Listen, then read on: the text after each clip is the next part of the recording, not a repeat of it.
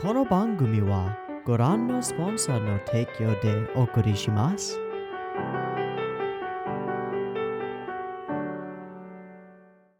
Alrighty, welcome everyone. I'm Teeaboo and I am here for more Mawaru Penguindrum. We are just about to cross the halfway point of the entire series as a whole, and it certainly feels like we're starting a new act in this story, with the introduction of a whole bunch of new symbolism, the reveal of the history and perceived punishment wrought upon this particular family for the sins of their parents, and the death of Himari once again. When we left off, we had a bit of a cliffhanger, and I decided to just leave it there because there's no way around it. We're gonna have cliffhangers and weird stuff regardless of when we stop, but Himari is currently dead, and given the nature of the little fairy tale that Shoma went through, may remain dead and may actually show us that sometimes fate has not such good things in store for characters, even wonderful ones like Himari. We've also got, again, the introduction of a whole bunch of new symbolism. Sanetoshi has stepped out of his role in the weird, ethereal, inside Himari's head world of books and stories and memories into our world himself, along with a couple of dark bunnies who seem a little creepy and kind of satanic and real creepy. We'll see how we develop them as symbols and pieces of imagery, but at present, we've got a few things going on. Shoma believes that his family is responsible for the death of Ringo's sister. Ringo has kind of given up on the diary and becoming her sister, and also kind of not.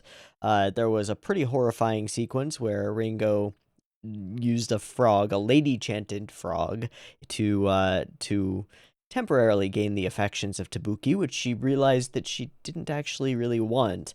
And Yuri, of all people, talked her out of it and talked her down from her kind of insane fervor, and explained to her in no uncertain terms, like, dude, aren't you actually interested in this Shoma kid? You guys seem to get along pretty well. What the hell are you doing chasing after Tabuki?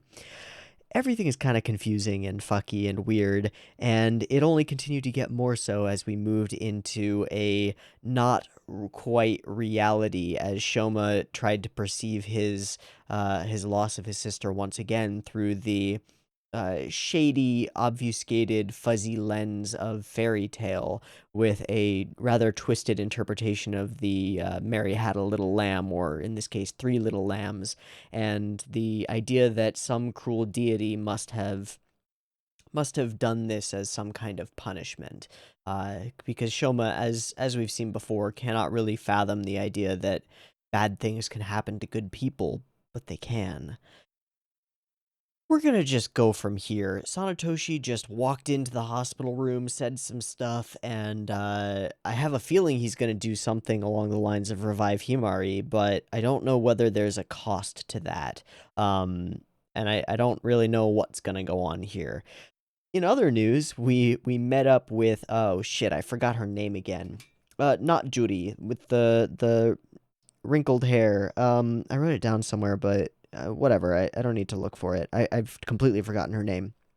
In any case, met up with her, had some interesting conversations about the nature of love and fate, and her particular interpretation of love, which actually, now that I've thought about it for a week, strikes me as remarkably similar to the idea of the painting of Dorian Gray, where the painting itself and the person, Dorian Gray.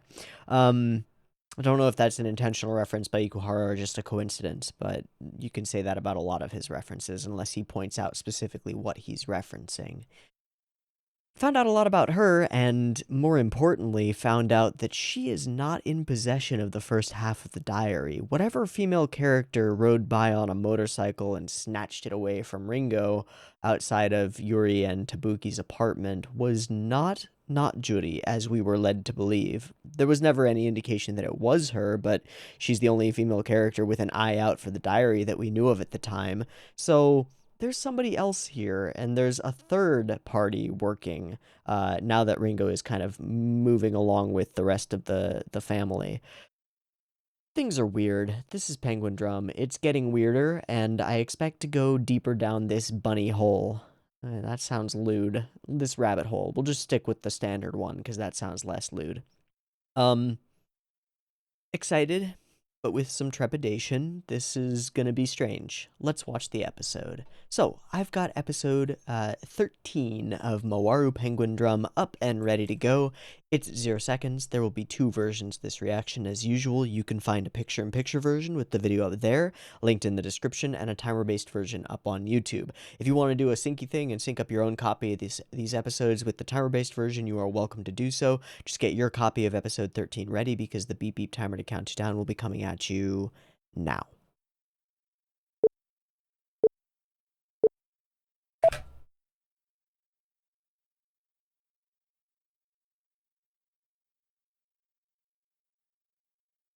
Again?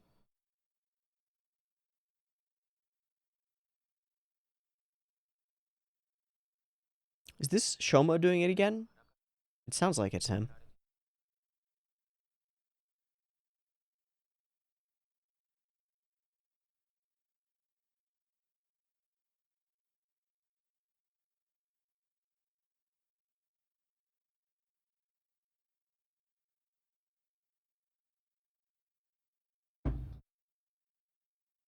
Certainly.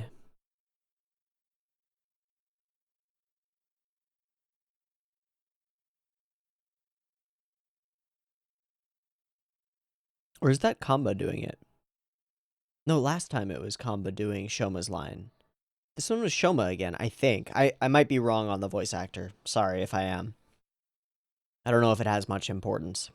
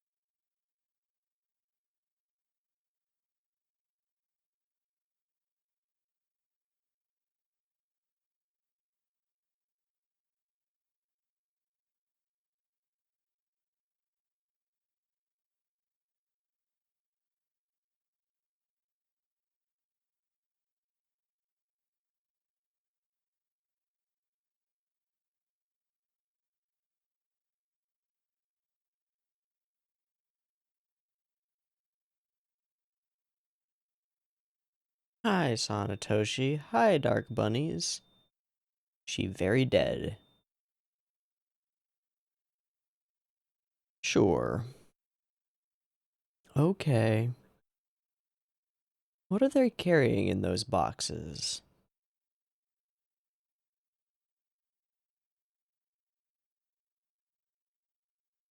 Uh-huh.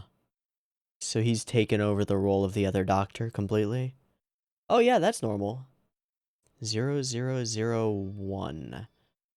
6 apples apiece.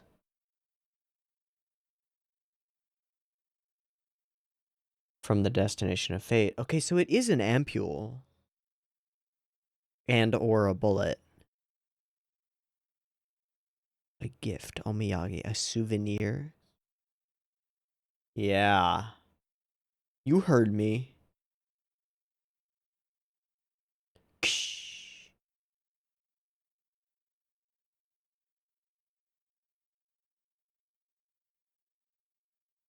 Is that soul juice? It's probably soul juice. Able only to loathe your own fate. Good question. Okay, steeping this in fairy tales again. Yeah, I don't believe you, Sanatoshi.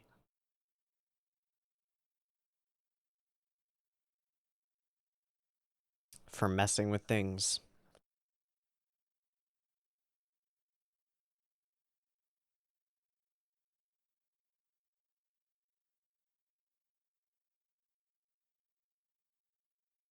It has to be.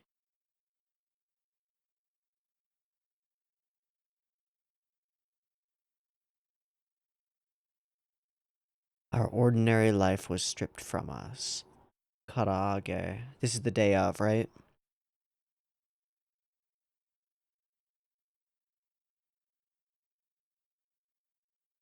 Did they die in the incident or were they arrested?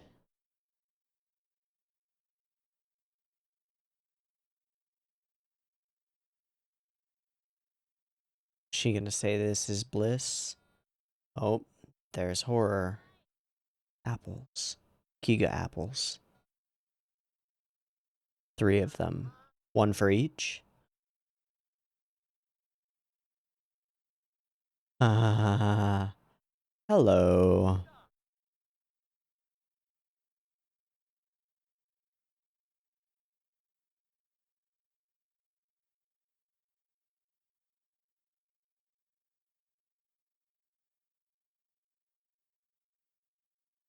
Secret Service, we're avoiding showing their faces. Hmm. Oh. Yeah, sure is.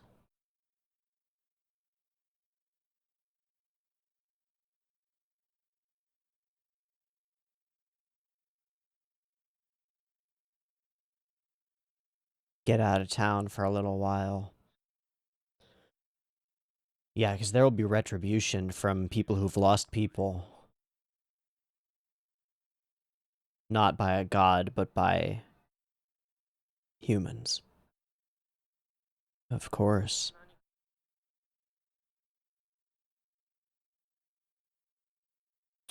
Yeah.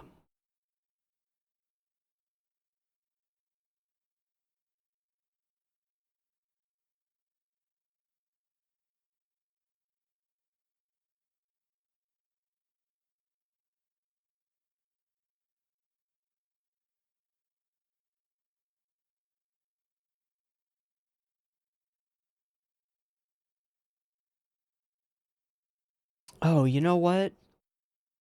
In part, that explains Himari becoming an outcast. Doesn't it?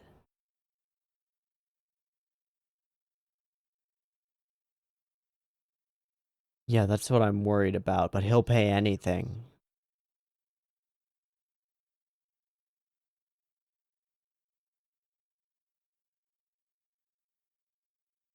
He wants a suitable exchange.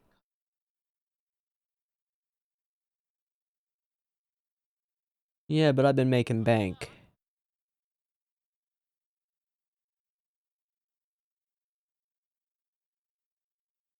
Hey, he wants your soul, bro.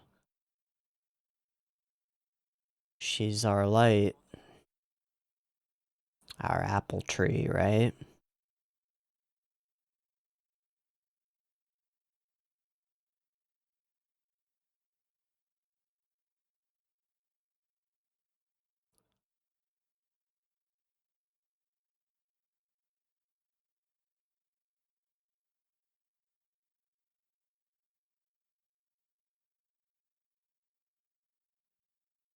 Uh-huh.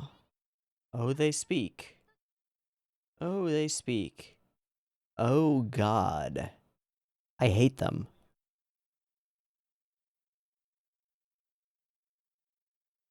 Crime and punishment. Our love was stripped.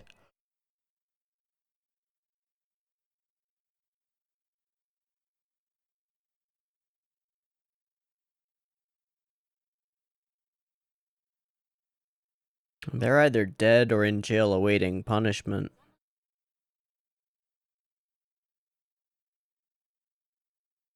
Stark and empty. Alone together. You are kids. They still don't know. Oh.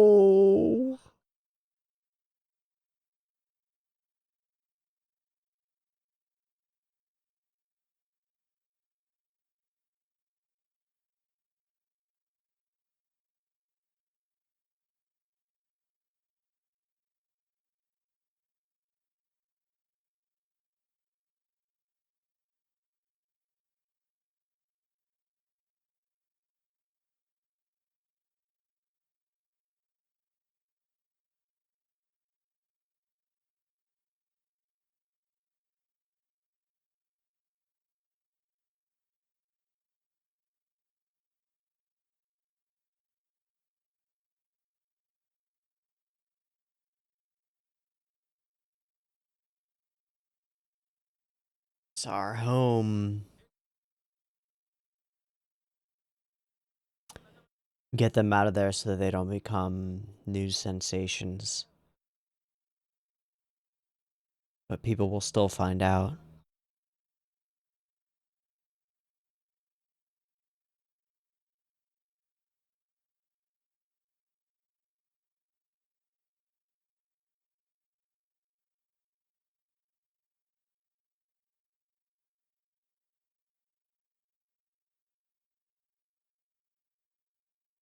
This track's awesome.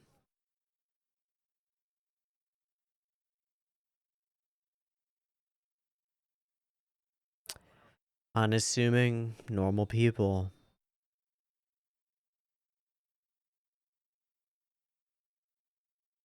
What the fuck did he inject her with?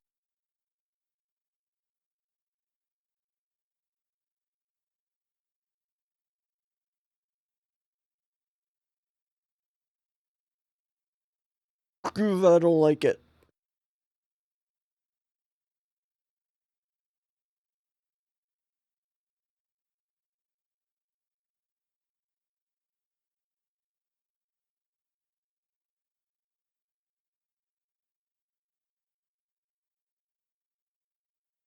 No, it was in trade.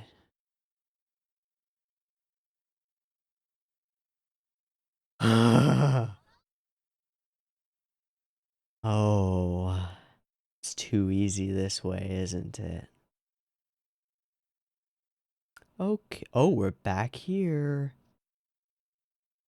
Back in the library with the door.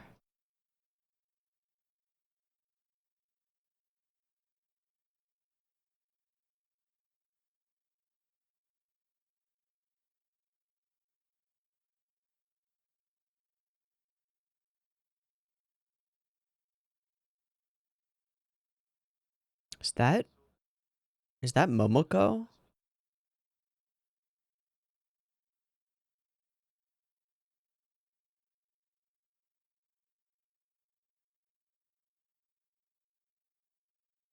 Yes, tell us anything, Sanatoshi.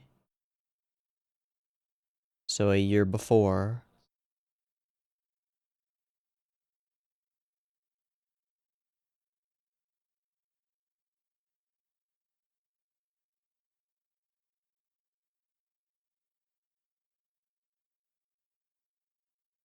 the princess?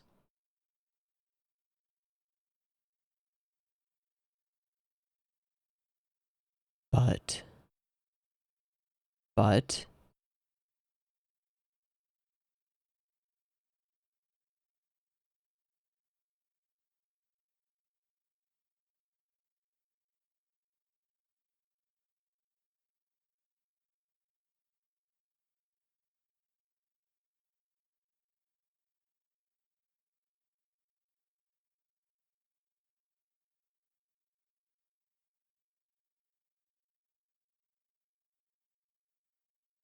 uh-huh. The optimal fate?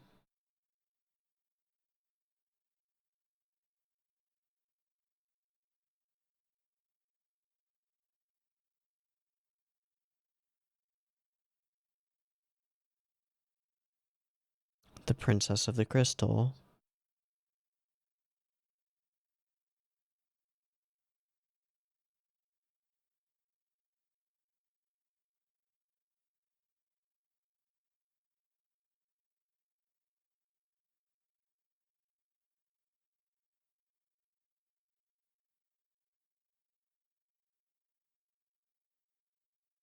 Who is he speaking to?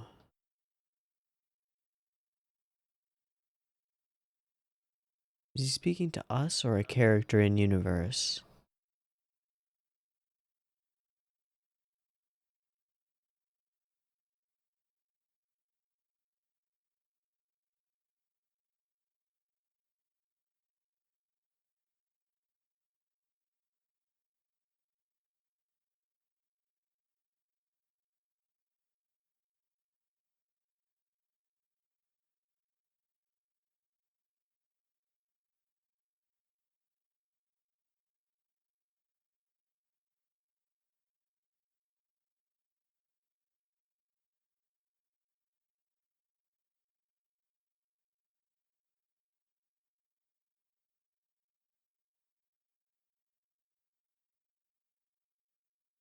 And we fall once more.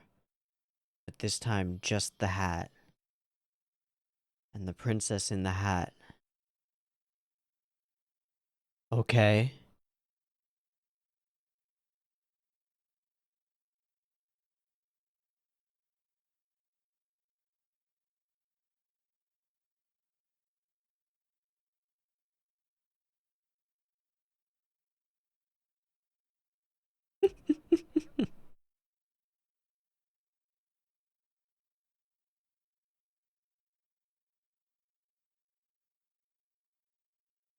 Mm-hmm. Hey, Ringo, with a smile.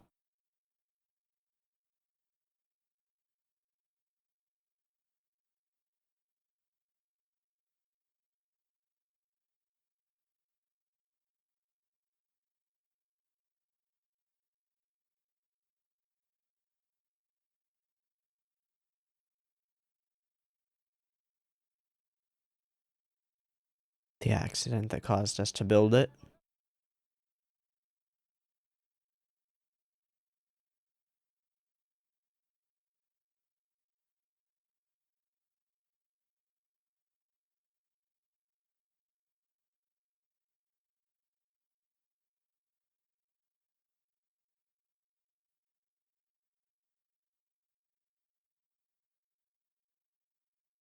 Rome built days.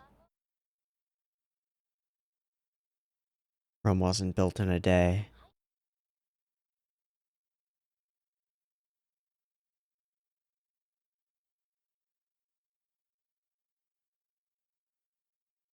That's not Yuri, right?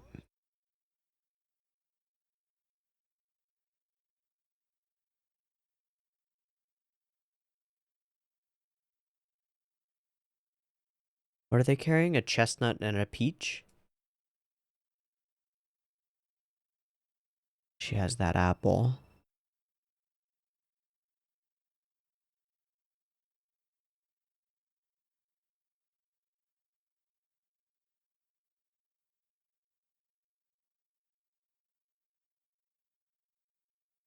Rabbit apples.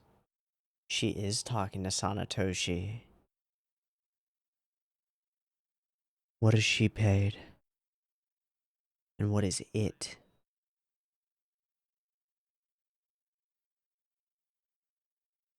I would love to know.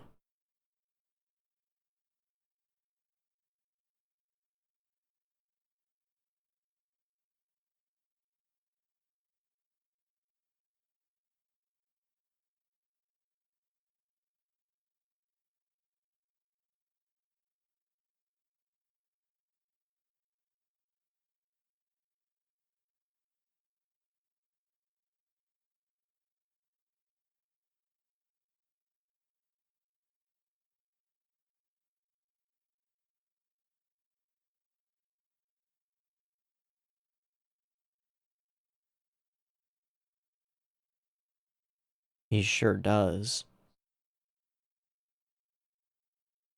Yeah, it was a weird dreamlike state for him. Oh yeah, what's the deal with the severed fingers?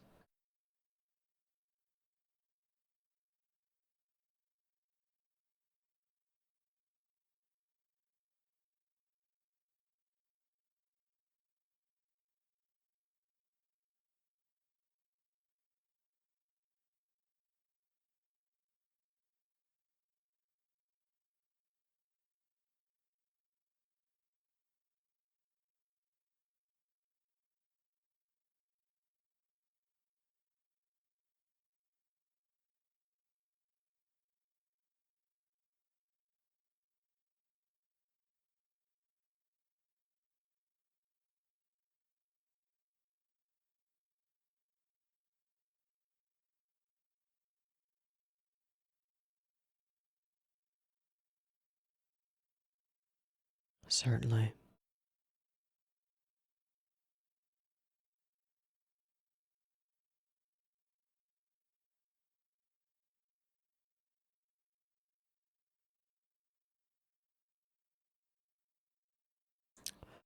I know a particular girl who can arrange for you to forget about that.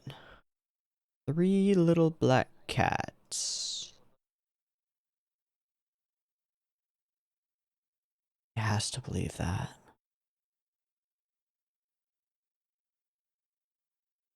Okay.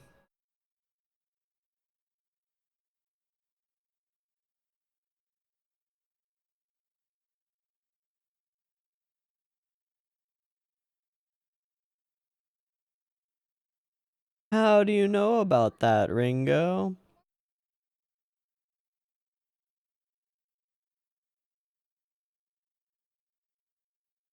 Okay. Sure.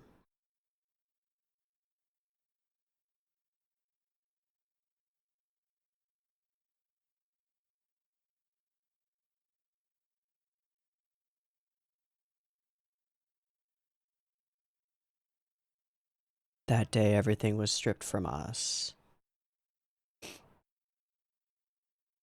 The apple again.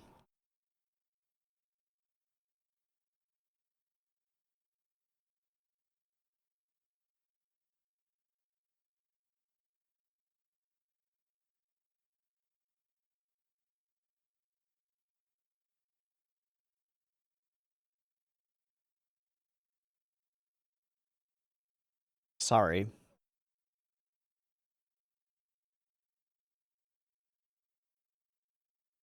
Yeah. It's not.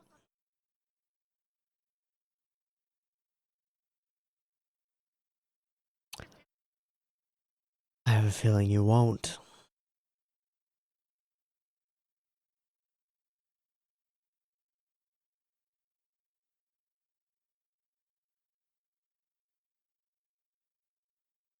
Is that the whole episode? It is, but we've got a new ED.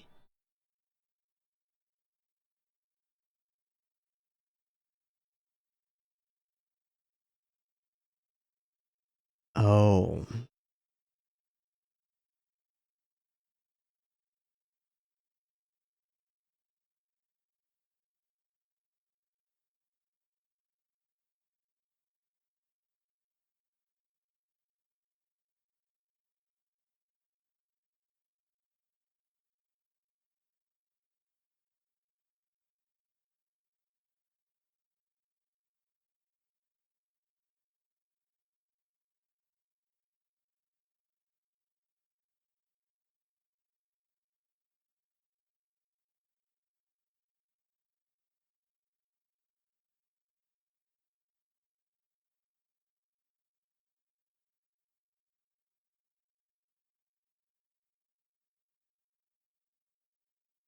Wow.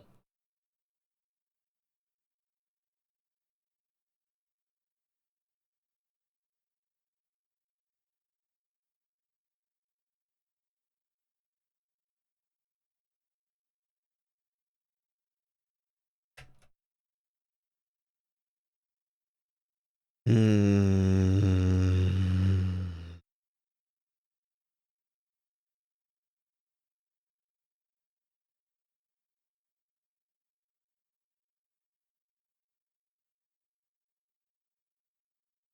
So we've had all 3 characters that have had their statements on fate repeat them unchanged, although each of them has a different perspective on fate, and the meaning of their words shifts slightly after what they've experienced and seen over the last episodes.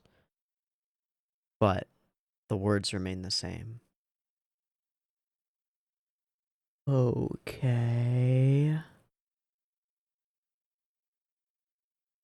So Sanetoshi has very much stepped into center stage as a major player. Again, continues to remind me of Akio. It's just a resemblance that I can't shake. This Ikemen who knows way too much and appears to be almost a deity of sorts. Very strange.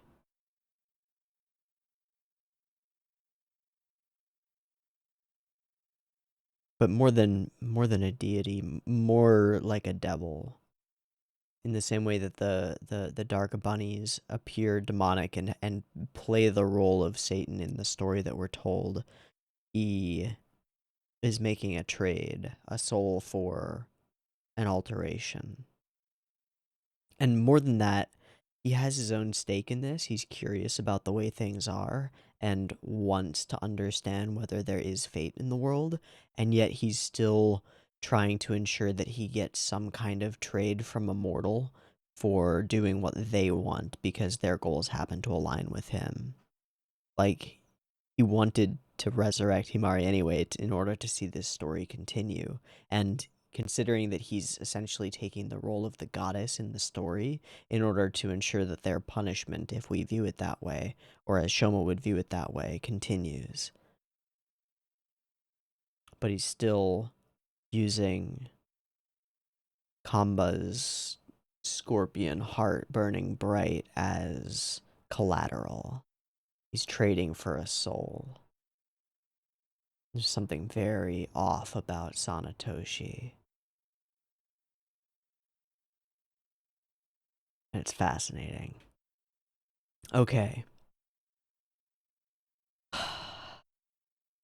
So we flesh out some of the details of their way, the way that they experienced what happened with their parents. The apples just are in almost every scene in this episode. There are I think there are more scenes with the apples in them than there are scenes without the apples in them. Okay. So we get the refrain. I think it's in Shoma's voice, but we focus on Kamba during it.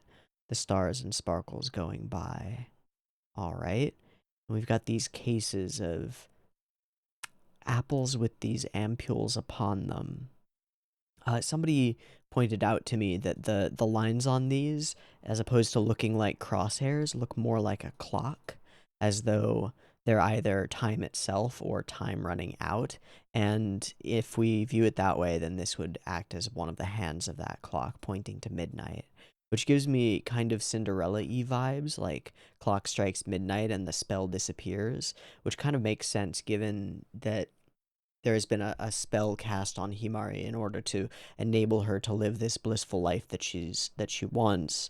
And then the clock strikes midnight and it is taken away, and the spell must be recast.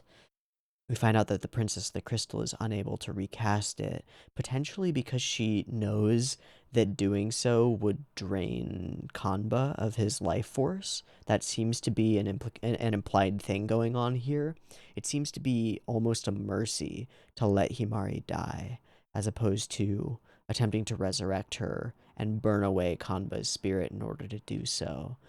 But that is the nature of the scorpion in the weird meta mythology that Ikuhara is working in, with the scorpion from Night on the Galactic Railway, that never did anything good in its life, but then wished as it died to bring light to other creatures.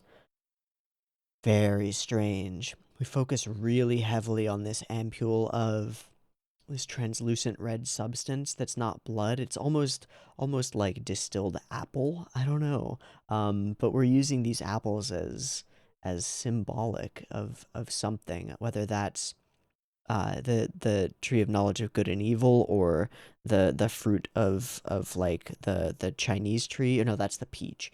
There's something weird about it.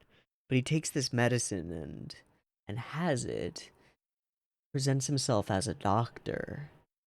I don't believe that he's really acting as a doctor. I know that's weird to say, but what I mean is he's not acting under the Hippocratic Oath in any way. He's using this as a means to an end. What his ends are as a being from the destination of fate and potentially something close to a deity is obscured and obfuscated to us at the moment. Although we do get quite a bit of insight into his motivations in this particular episode in a bit later scene. Very interesting later scene. So he withdraws this, places the fruit by her feet, and we get flashbacks. 3 little lambs, 3 little apples. Okay. And the police arrive. There's a whole bunch of interesting stuff told to us almost without a filter upon it. Like, there's enough distance and enough time that they can experience or explain the events that happened as they really happened, um, as opposed to the more difficult things like Himari's death explained as a mythology or a symbolism. Hmm. Whole lot of good lines throughout this episode. This whole sequence really stands out to me as we move through this sort of opulent hotel with its large lobby. The wonderful thing about these not people, the sort of crosswalk sign people that Ikuhara uses, is that even though they litter the landscape, partly because of how still they oh sorry partly because of how still they are, and partly just because they don't quite register to us as people within an environment, there's still this palpable sense of emptiness to these landscapes despite being littered with these, again, not people. It's kind of wonderful. It's especially, I feel it the most in this particular scene where we have this long empty hallway going out toward a vanishing point, and we're sort of moving across it slowly, and all there is the one police officer stationed outside their door in room 503, just standing there. It's bleak and stark, despite being warmly lit and, again, kind of opulent with the red strip of carpet going by and the lovely landscape painting on the wall. Hotels always have this kind of a feeling to me. Um, they're a place to lay your head, but they're never a home. And I think that Ikuhara is tapping into that thing. I don't know. And then far, far, far off in the distance is the only real blip of color in the entire scene, the green exit sign, the way out. This is a really cool frame, and I like it a lot. I like it a lot, a lot. Okay, so we move into their room, and they begin to figure out what's going on with the call.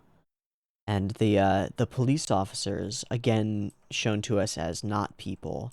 The one scene that really stands out to me is the one where we get all of these flashes of the residue of a happy home life, all of it being intermittently lit by this kind of horror-esque red glow of the flashing siren lights, and Uncle Ikebe with his head framed out, and an uneaten plate of karaage with uneaten rice, and all of the police officers not investigating or doing anything, just sort of creepily swarming around it. It's really strange.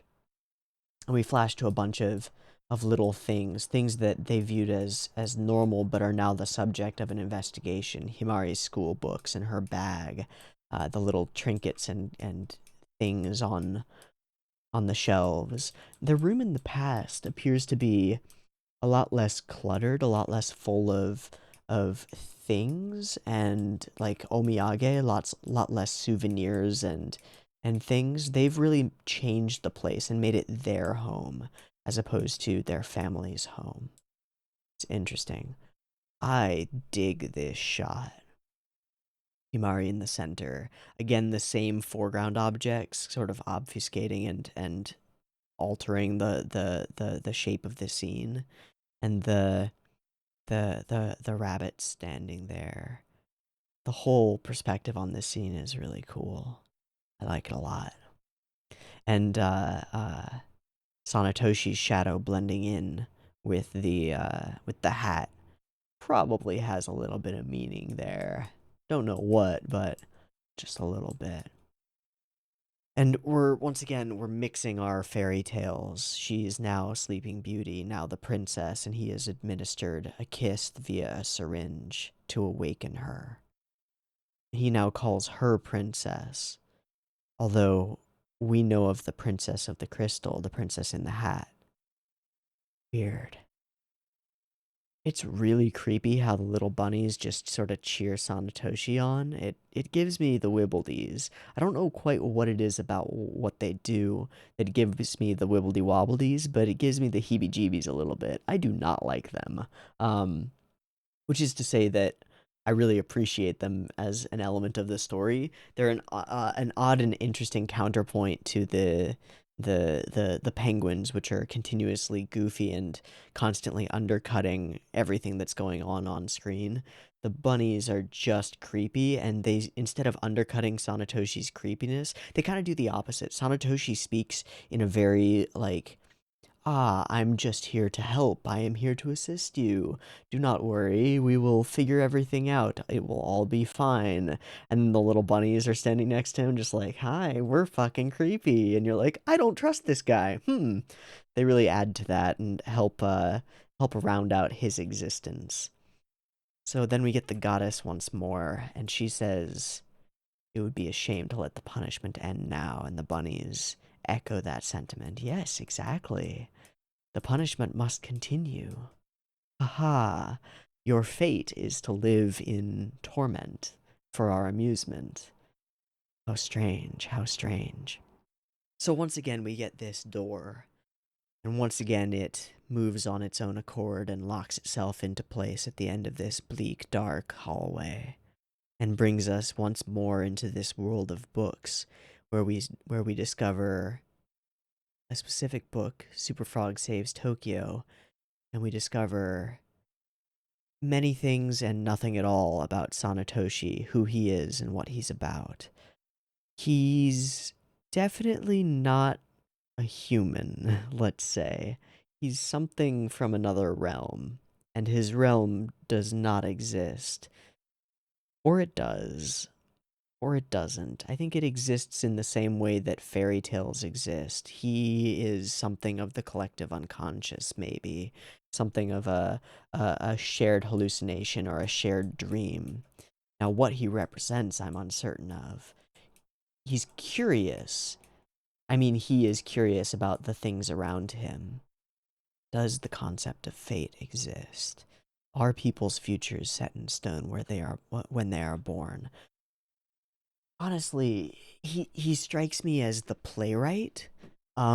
We've talked before about how Ikuhara likes to think of his shows as being performed upon a stage, as though they are stage plays. And Sanetoshi strikes me as a puppet master behind the scenes, not puppeting everything exactly. He's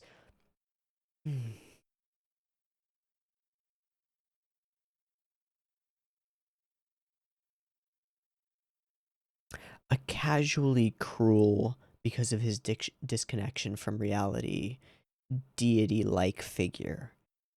In that he doesn't see what he's doing as cruel, but that seems to stem from this idea that like humans don't matter very much. They are part of they're lab rats or an experiment for him to try to determine broader, greater things about the nature of reality. But to what end? Simply for his own curiosity and his own amusement? It seems so. And once again, we're shown him alone, continuously treading in the footsteps of this little girl who runs forward, who seems very reminiscent of Momoko. I don't remember which. It's one or the other. The first two syllables are Momo. She seems really reminiscent of Momoka. I'm gonna go with that for now. Uh, I I'm not sure if she's intended to be Momoka, or if she's intended to be the Princess of the Crystal. It seems both, maybe, or neither. It's really unknown. And again, we get this palpable sense of loneliness. The characters are so often shot through this sequence in these far out wides with nothing but bleak, endless concrete, or the other elements of this whole world that he seems to inhabit, with the sharp drop off and the endless staircases and the endless books.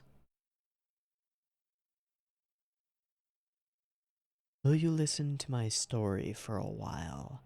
And it's unclear whether Sanetoshi here is speaking to someone in particular. There's an implication that he's speaking to not Yuri. Is her name Masato? I'm just gonna Google Masato Penguindrum. Masako. Masako Natsume. Got it. All right. I think there's an implication that he's speaking all of this into the void, but actually speaking to Masako, confiding in her. But there's also an implication that he's not speaking to anyone in particular, and there's also an implication that he's speaking to the hat, the princess and the crystal. In the later part, he's definitely speaking to the princess and the crystal, but, huh. There was this girl and she just appeared out of the blue. And 16 years ago comes pretty close to lining up with the moment of the incident, right? So if this girl appeared out of the blue, then are we saying Momoka's fate was to die in this incident and set all of these things into motion a decade and a half later? And therefore, by fulfilling that destiny, that fate, she has arrived at the destination of her fate and thus arrived to him and is thus the princess in the crystal. I have a feeling that might be what we're going for here, but I'm not sure. It seems a little far-fetched. Again, I'm just off the cuff conjecturing and trying to think out loud, but it seems like a possibility. Maybe not. He does say that this person, and it becomes clear as he continues speaking, that this person is whatever entity embodies the hat and has taken over Himari and is in search of the Penguindrum. This girl who appeared out of the blue, and to my surprise, she was the same kind of person as me. So, again, in the realm of deity. Or whatever. So he strolls these endless empty halls, continuously chasing, but slowly at his own pace, after this little girl who runs away from him. We cut to her shoes at some point, had the same kind of eyes. I was so happy, and yet I was rejected.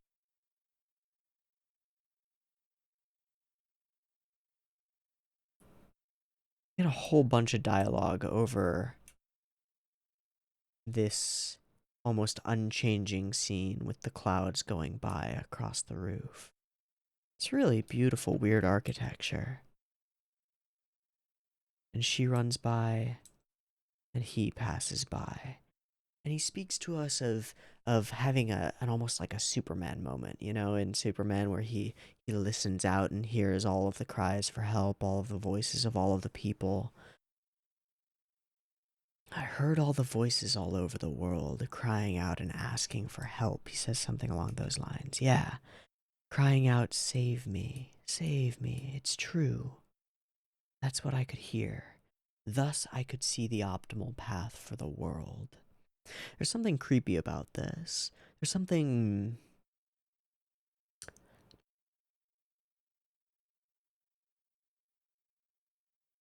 One of the classic villain archetypes is, I know what's best for the world, and therefore I will eliminate all opposition in order to enforce my will because my will knows best.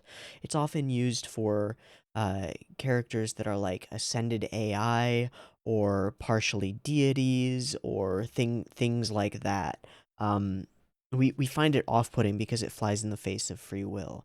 The idea that he can see an optimal path for the world because he can hear the complaints of everyone is an odd form of knowledgeable naivete. I don't know how to put it exactly, but like the reason that Superman is a hero is because he doesn't listen to everyone who needs saving. He can't, and he knows that he can't, and he doesn't try. Now, and that also comes up as many parts of his grief and his the difficulty of being a hero. And for many superheroes or ascended entities, that's a major part of their struggle. You can't save everyone. You can't be in every place at the same time and ensure that everyone has a happy life. So I'm curious where Sanetoshi is going with this. Just because you can hear the complaints of people does not necessarily mean that those complaints should be answered, or that an optimal outcome would result if they were. Um, consider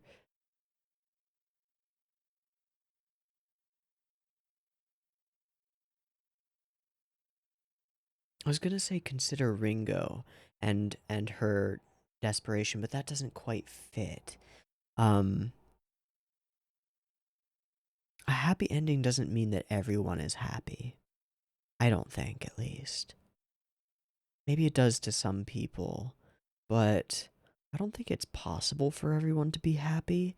And I think that the thing that Sanetoshi presents here, that there is an optimal path for the world, and implied I am the one to guide the world toward it, uh, is kind of at odds philosophically with the sentiment that Tabuki presents, which I think is a bit of a more mature sentiment, though it's still shrouded in platitudes, I would say. The idea that everything happens for a reason, and there is a purpose to be found in even the bad and difficult things in the world, something which I kind of agree with. I don't think that everything happens for a reason. I do think that you can find purpose and strength in difficulty, and I do think that difficulty and grief and loss are things that, if you're psychologically resilient enough, you can harness and turn into personal strength. But I don't think that that works on a more broad scale of like fate or karma or deities. And that's my personal take on it. And you may very well disagree, and you may have a very good reason for doing so, and that's entirely fine. But it's interesting because Ikuhara doesn't present through any of his characters this is a good way to go with this.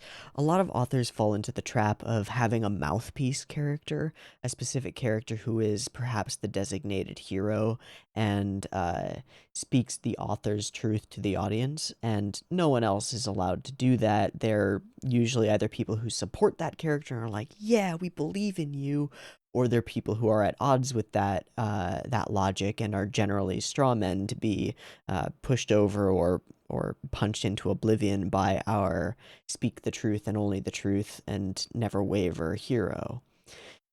Ikuhara doesn't do that with his protagonists. He usually has them be kind of fucked up and weird. I mean, take Utena. Utena's a fucking idiot. Utena's a dumb fucking girl. Now we can root for Utena because she's a determinator, right? She's got that like, I'm not gonna fucking do it because I want to, and she's awesome. But she's a fucking idiot. She gets dragged around left and right by ridiculousness and bases her whole reality over a chance encounter with a fucking prince from a fairy tale that may or may not have ever happened. And she's so stupid. Ikuhara's characters don't act as clear-cut individuals where you can say like, this is what Ikuhara believes. They act as like a council of people who all have a point but are all wrong at the same time, and force us, and we're back to this idea that Ikuhara forces us to really engage with his work on a deeper level and actually think about it, as opposed to just going, yep, that's true, I can agree with that, haha. And I think that because of that, his works often have a way of getting under the skin of the viewer and making you really question your own thoughts about certain events that occur in his shows. It's really strange. Anyway, we're getting sidetracked by weird philosophical stuff, but that's what happens. That's what these shows do to me. That's what Ikuhara does to me. He's fucking weird, and I love it. But we again end up in these bleak halls with the spotlights that we've seen before unfocused instead of being focused directly on the characters. They sort of sweep past them and sweep past Sanetoshi, illuminating him for just a moment. Hmm. Now, there's something else that's interesting here because even in his own phrasing, Sanetoshi appears to believe in fate in a sense. He professes that he wants to determine whether fate exists, but in just a couple lines later says, "The moment I saw her, I knew we were never meant to be," as though there is some force that guides us to never mean to be. Now, perhaps he's trying to prove that there is no such thing as fate so that he can rationalize that they are not together, or whatever. But I find this kind of interesting. And this is another thing that Ikuhara does. He has his characters be hypocritical and not aware of their own hypocrisy. Especially in times when they're professing their own belief systems, they'll say things that are inherently self-contradictory, and it's kind of like, huh, I wonder what the fuck this guy is on about. The whole layout of this weird otherworldly library space continues to be fascinating to me. Again, it's dominated by negative space, by bars, by black and white, by rigid structure, and then darkness outside of rigid structure. You know, millions, infinite numbers of ordered books, blocky stepped staircases, sharp straight lines dividing the frame in half horizontally, and then into infinite little pieces as we go deeper in, and then bars and rails and guards against the emptiness that threatens to swallow up the rest of the frame in every other scene. And here, even the path that he's walking down fades out into oblivion, which gives us a sense of infinity, but also a sense of staring into the abyss and the horror of it. It's really cool. Okay, and then we cut here, she rejected me, and then we flash to, I want to see how we do this. We cut here, and then we cut there. Okay, cool. She rejected me, the only person who could see the same scenery. And he's clearly conversing with somebody, or doing this as like a one-sided play, and we, the audience, are the ones that have to guess at what the question being asked of him is, which makes us ask our own questions. Actually, that's an interesting way to frame Ikuhara's whole means of forcing you to engage with his work. He poses questions, or forces the audience to pose questions, in order to understand what he's getting at. I don't know if that makes any sense. It's just a weird thought that I had. Okay, but we end up here on, again, rigidly structured, but now very specifically train tracks, something that is railroading, a thing that has a specific destination, and functions as a huge part of the symbolism of this show, of course, with the subway attacks and many other things, but also trains as an entity, as a symbolic thing, function with Night on the Galactic Railway, but they also function as objects in motion which have no means of skipping out on their destination. And if they do leave their track, it's a disaster. It's bad news for everybody on board. And we're on board this train, right?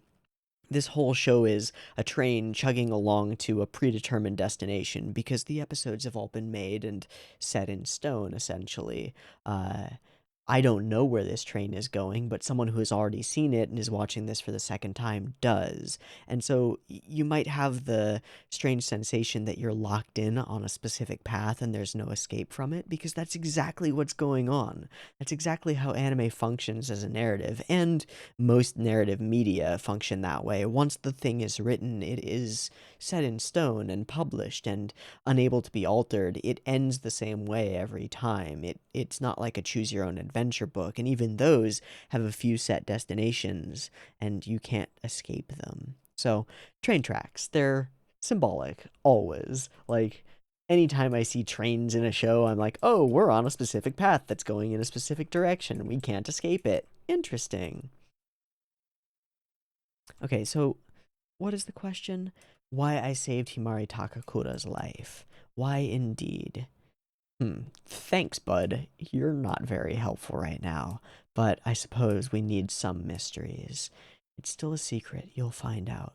And once again, we climb deeper and deeper. Come on, chill out, man. Take a chill pill, just relax, says the creepiest character in the show so far.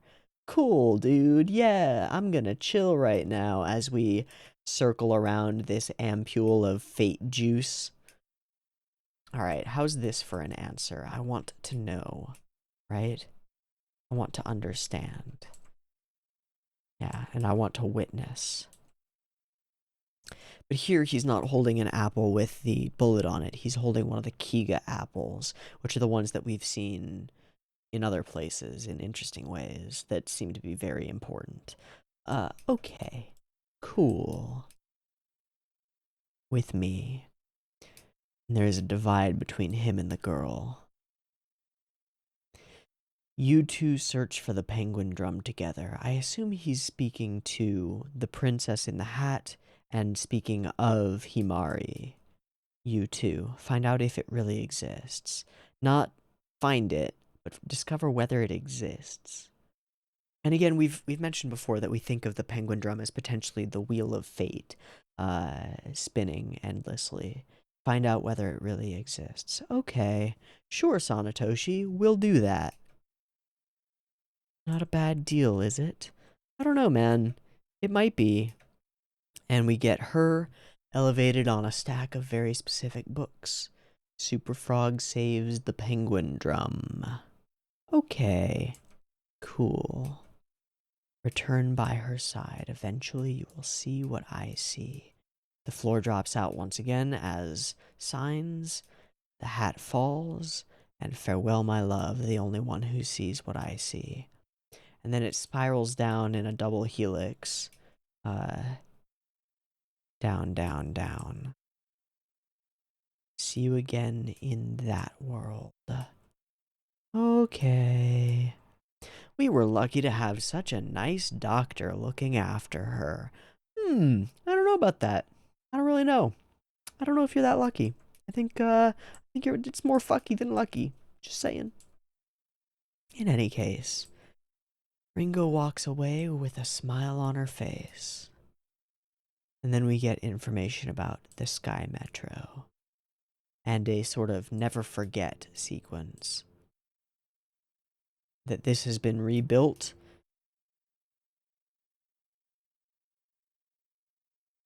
because of a tragedy. Now, this fits in more with my personal thoughts on tragedy and difficulty, which I already talked about a little bit earlier.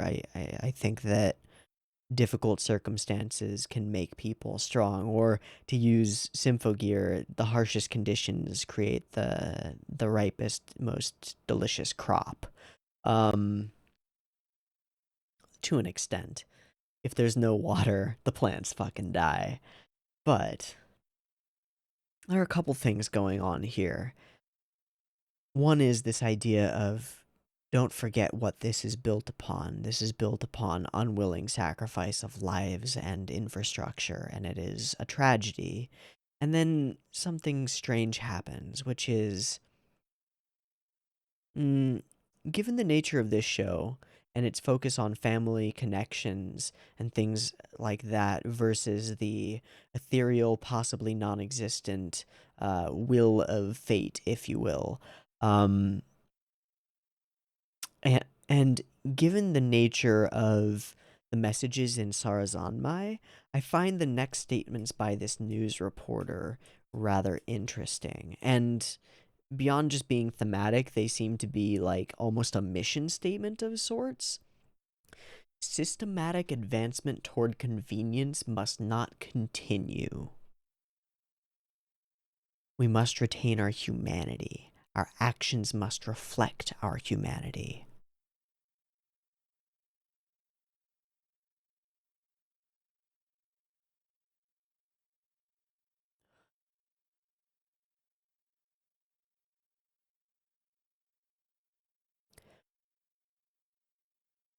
It flies in the face of the cyberpunk ideal of the techno future and transhumanism, and sort of embodies and how do I put it? Uh, Puts forth. What's the word for puts forth that I'm looking for? Not professes. Whatever. We'll just go with puts forth. I might think about it. I might think of it in a moment. It puts forth this idea of traditional humanism and the importance of family units, genuine connections between people, and a less focus on technological convenience over interpersonal connection, which is very much a huge chunk of the message of Sarazanmai in particular, and which I find rather interesting. It's also kind of in opposition of with like the thing that it makes me think of, and I'm not sure how to phrase this, but the thing that it makes me think of is the strange connection that we as viewers and the characters in the show have with the girls on screen, the double HE. Um, and that in and of itself is strongly reminiscent of the relationship that the Sarazanmai characters, specifically the main character whose name escapes me, have with Sara, the idol girl on screen. It's not a real connection, and the information that they give us and the slogans that they give us are very much technological convenience slogans. They're companies trying to hey fellow kids. They're not real messages or interactions. It's weird. It's weird. It's weird. All right. I don't know where I'm going with that. Then we get this moment where we have two of the members of Double H with a strange, empty orange mannequin, which, given its color scheme and its odd presence in the scene, appears to be like a replacement Himari.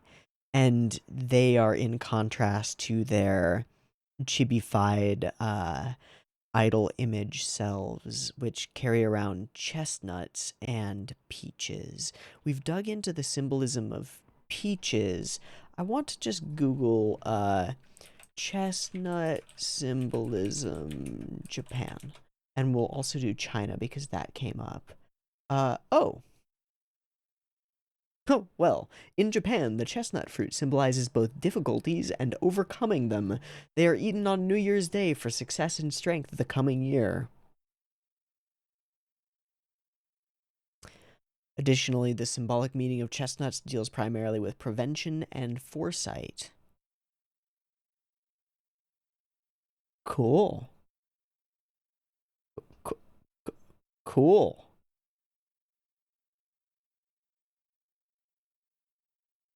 And in China, harvest, abundance, and preparation.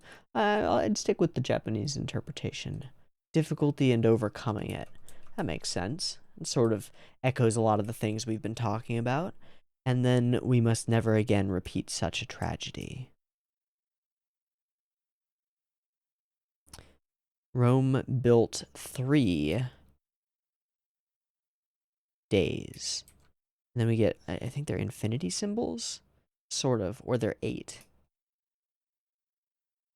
It's a weird play on the idiom Rome wasn't built in a day, which is to say that great accomplishments don't occur immediately, they take time, which I guess kind of echoes Sanetoshi's desire, which is taking quite a bit of time to come to fruition, as well as a whole bunch of other things. It also works alongside the idea of like answering everyone's prayers isn't viable, in that immediacy and instant gratification are not necessarily good for human beings. Convenience also functions in that same space of ease of obtaining what you want doesn't necessarily make us happy. Indeed, obtaining what you want often doesn't make us happy because you no longer really want it. And we sort of saw that in the previous episode where Ringo, in particular, obtained precisely what she wanted and realized it wasn't. Brightness and darkness must coexist. Yeah, then we have a call in by Masako. You shine a bright light on everything. Darkness will strike the brightness in reaction without fail. Bringing us back to the yin-yang symbolism of the penguin and the necessity of balance in the world. And all framed against a scene where almost half of the screen is taken up by pitch darkness and the other half by relatively bright light. Rather interesting. Gosh, I must crush it soon. What does she mean? Unknown. But here she sits, an apple on the table, Esmeralda by her side, and she gets a call from Sanetoshi. How's Mario? And she's got her two little apple bunnies. Two little bunnies. And the wheels keep turning. I want to crush it. I know who has the other half of the diary, and we don't get to find out. So we return now to this purplish hued sky, and now a modern retake on the conversation they had a long time ago. This time with many cats passing them by, black cats. Are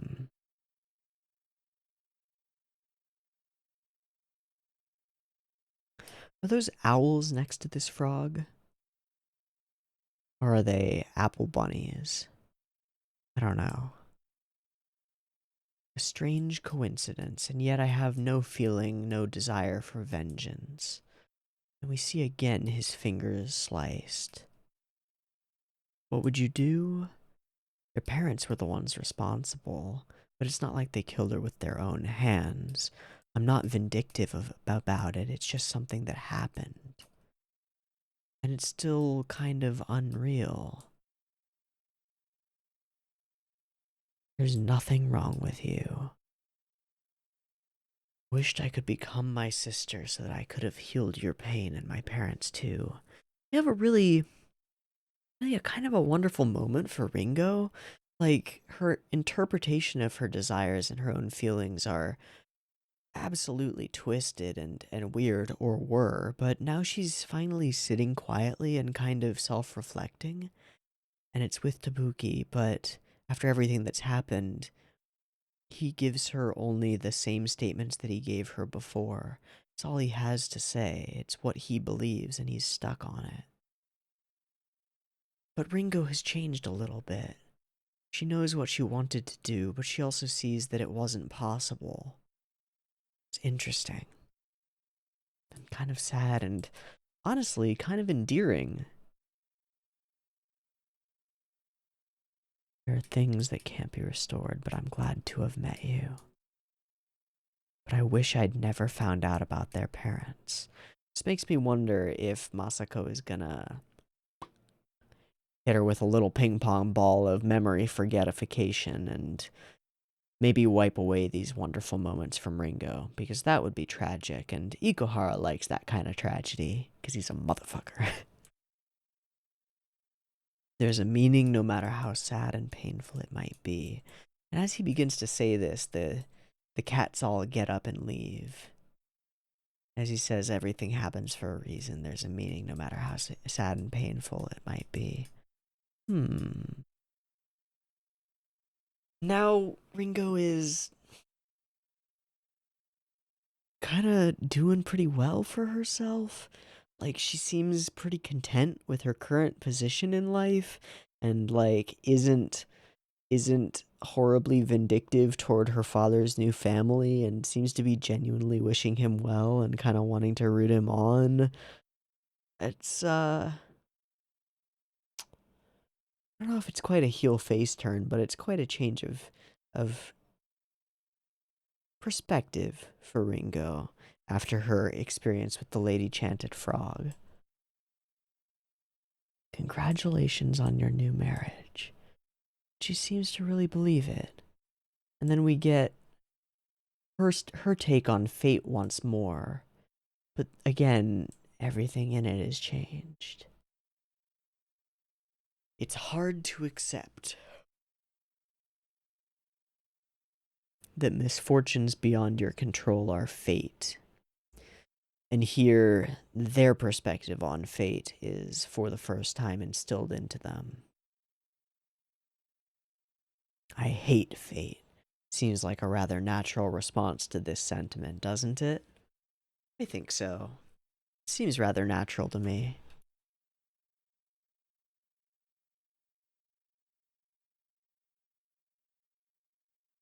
Or, wait, is Ringo the one saying this?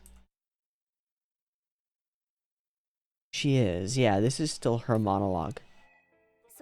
My bad. For some reason, I got that twisted up and was thinking that this was the policewoman saying this to them. I don't know how that happened, but we've been talking for a long while. This is still Ringo's monologue, so it doesn't really make sense in that context, but having it appear on this particular frame does work thematically. They would never. I don't believe it. It's all a lie.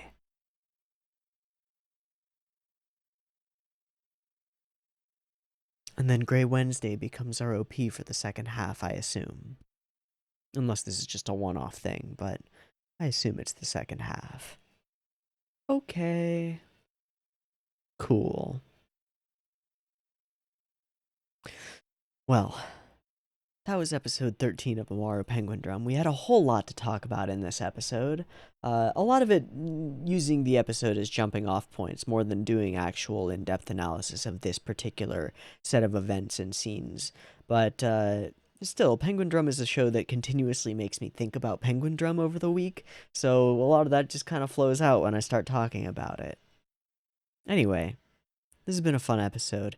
We're going to watch another because, I mean, yes, it's been an hour and 18 minutes of recording, but that's okay. I still want to do 2 episodes. So, Himari's back. What next? Well, we've got a bit of a cliffhanger on who has the other half of the Penguindrum. Is it Yuri? It doesn't seem like it could be Yuri, but hey, maybe. I'm really yawny today. Sorry about that. I don't know why. But anyway, I'm going to take a quick break, do a syncy thing, and be back in a moment for episode 14 of Mawaru Penguindrum. So, I will see you in just a moment. Peace. Alright, welcome back. We are all synced up and ready to go for episode 14 of Mawaru Penguindrum. I've got it up and ready. If you're doing a syncy thing, get yours ready, because the beep beep timer's coming. Let's get into it.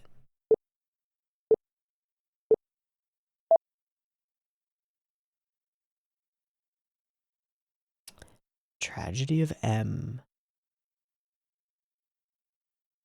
Focusing on Yuri.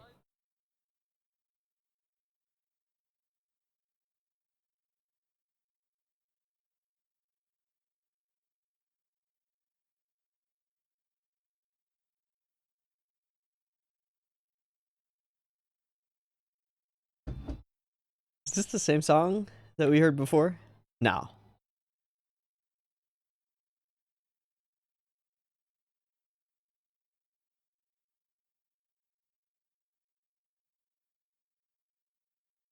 Okay.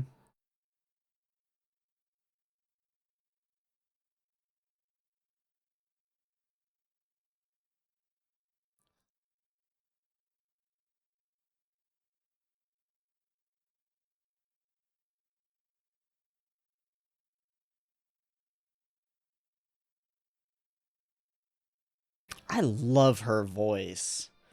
I don't know if if I've said that before, but she's got this breathy huskiness, especially on the lower notes. It's breathy on the highs, but husky on the lows, and it's like it's hot, like spicy hot, not sexy hot, but sexy hot too. I don't know what the fuck I'm saying.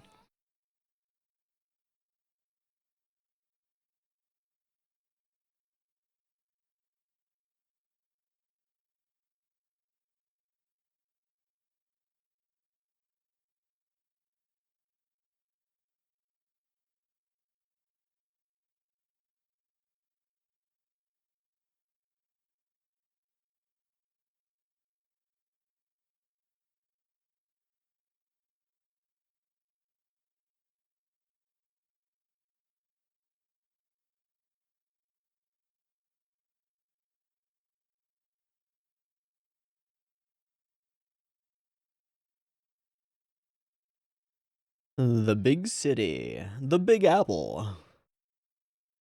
Damn, girl got curves. Oh, other girl got curves too. Oh.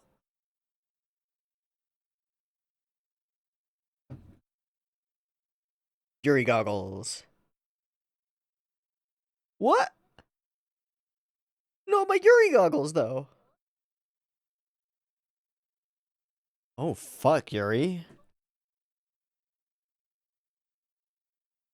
Yeah, no.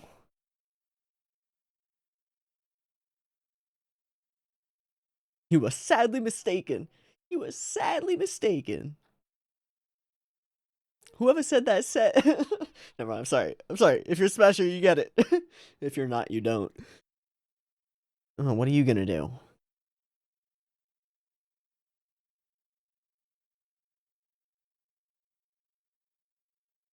Your body's secret? Shiafuda. Sorry. I'm sorry. I'm sorry. Yo, it was Yuri on the bike. I'm calling it now. Uh huh. Max.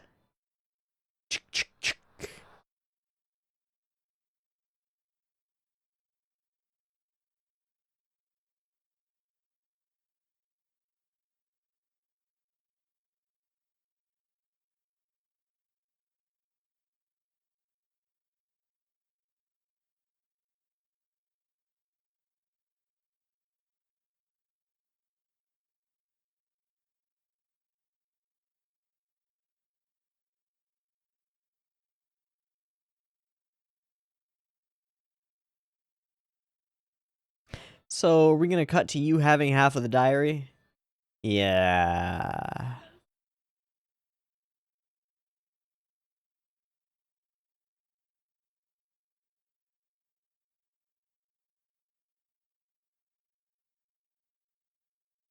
Sanetoshi or Tabuki?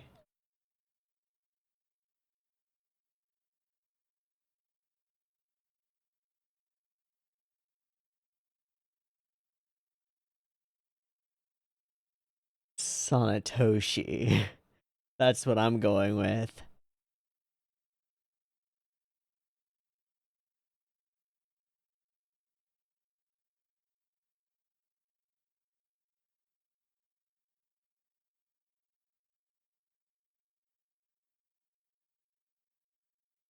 Ooh, cold as ice, bro. What is up? I mean, plenty's up.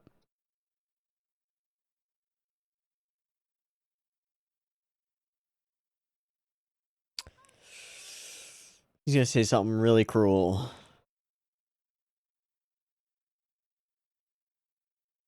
Fuck. It's not a joke.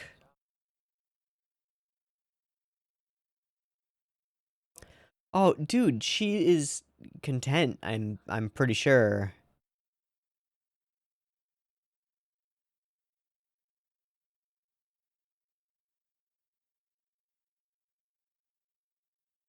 Yeah, she's pretty content with things as they are right now. You're putting all this on yourself, man. This is self-flagellation of the highest caliber. Just like, oh, pity. Oh, I'm so bad.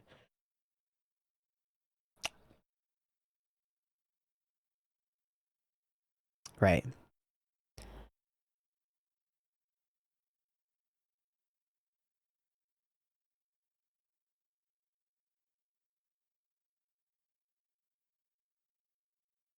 He can't believe it.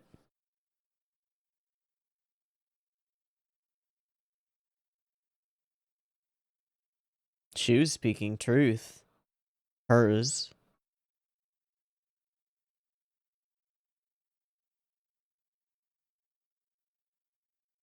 Yo, that moment where the obsessive, creepy stalker person has become the most emotionally mature character in the show. Like, what the fuck? Bruh. Broma. Noma. Shoma. Fuck you.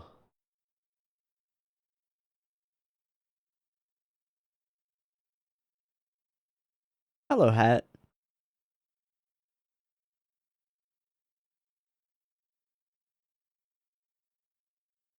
Nice.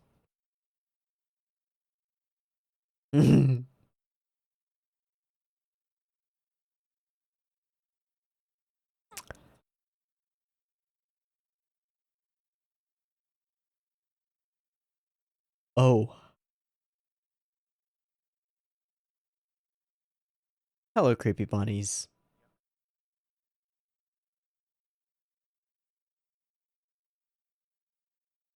Yeah. She has to be kept on a drip feed of that bullshit. Oh boy. Oh, double boy. Welcome to Extortionville. I respect your taste, Penguin number 3. Or Penguin number 1. Sorting them into hot and not.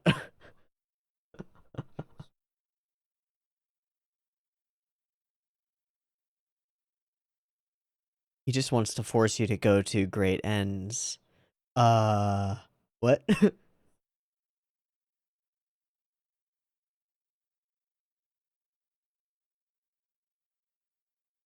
Oh.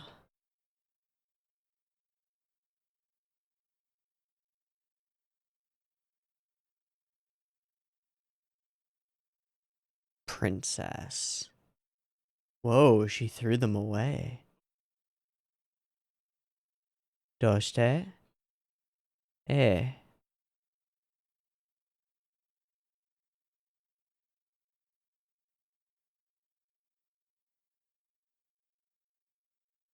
What?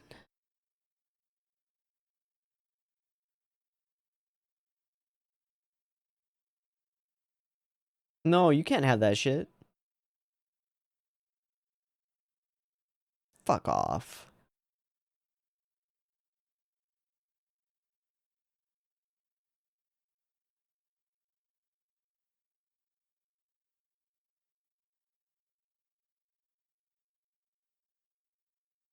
How to throw something away properly or something? Oh. Hey, girl takes care of herself. That woman. There is only one woman. Sure.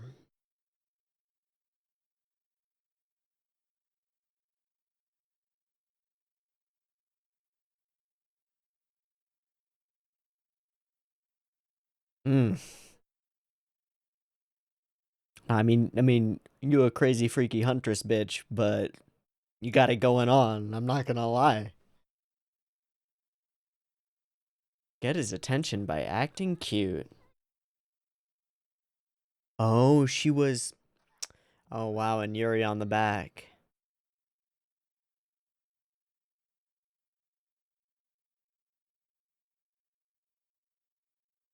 That's convenient.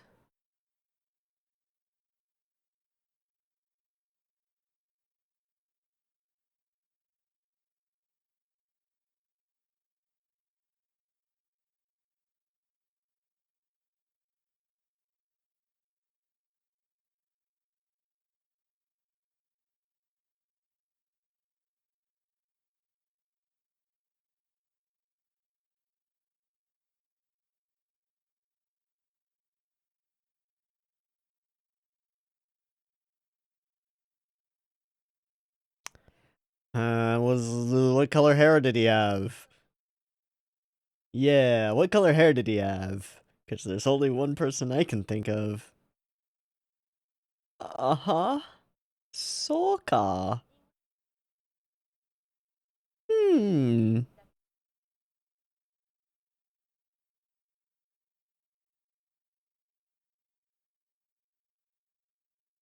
I am terrified of Yuri now.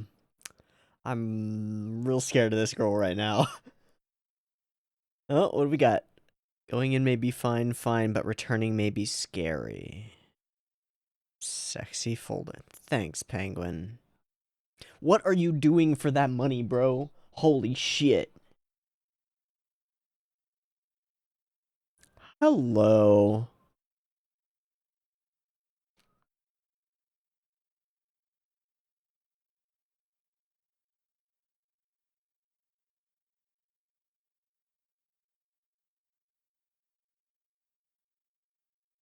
What the fuck?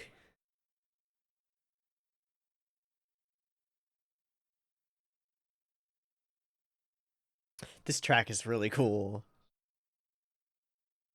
Sexy Esmeralda. Replace all of the girls in your mind with Emperor Penguins. Oof. Oof, girl.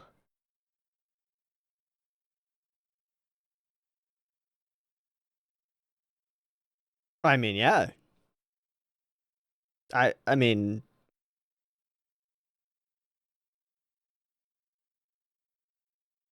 I would have accepted that offer. Actually, I would have accepted any offer from her, probably. She scares the fuck out of me, but still.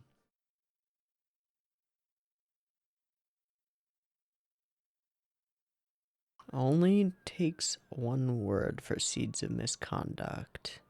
About Himari?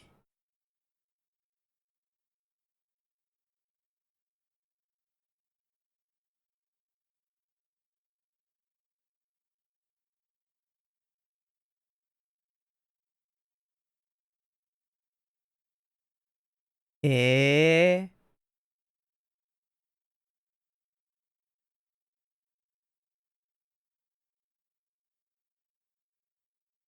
Wait, what?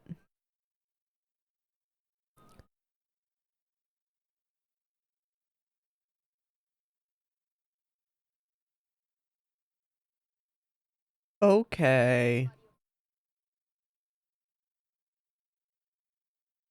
Okay.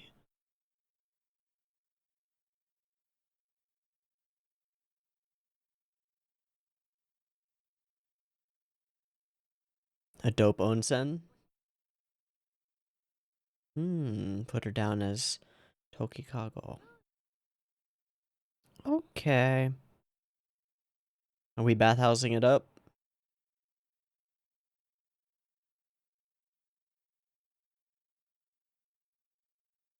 We are. Sweet. Uh. Uh-huh. There's an ulterior motive here, right?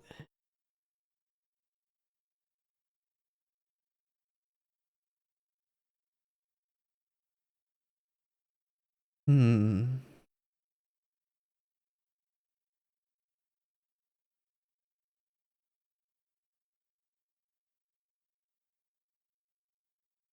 That's a really good question, Ringo.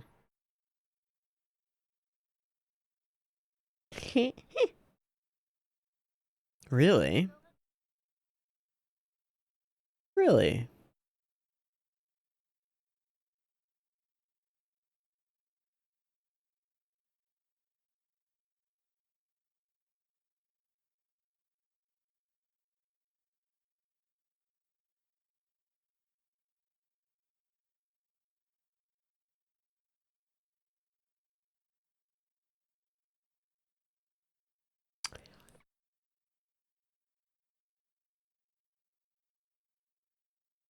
Damn, Yuri.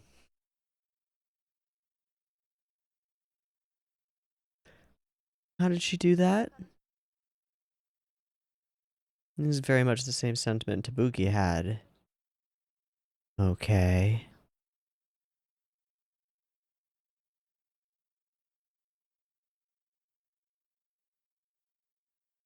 Yeah.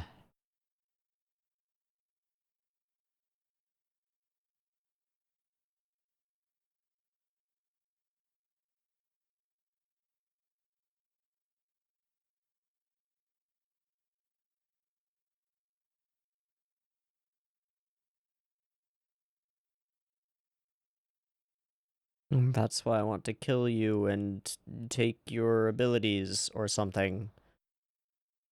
I do not fucking trust Yuri.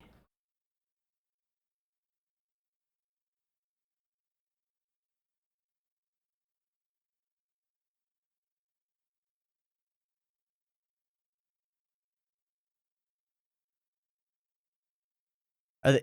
Wait, what? Are they? Wait, what? They did get married. Haha.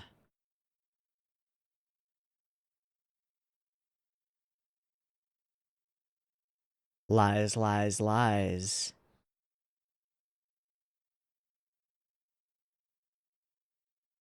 Back the fuck up a moment and explain. Please.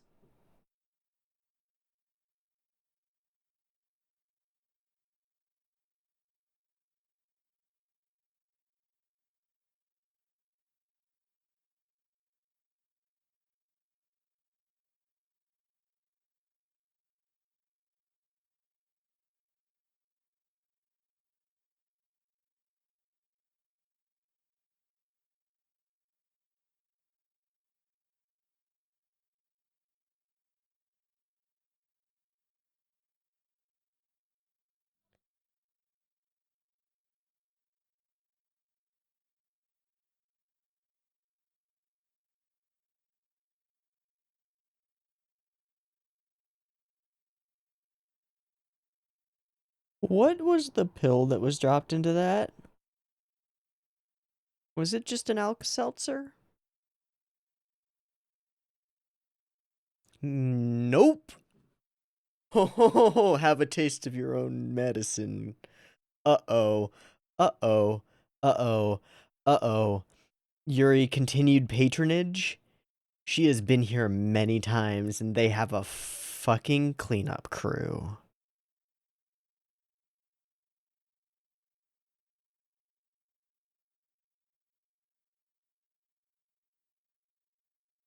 Or is she gonna molest her?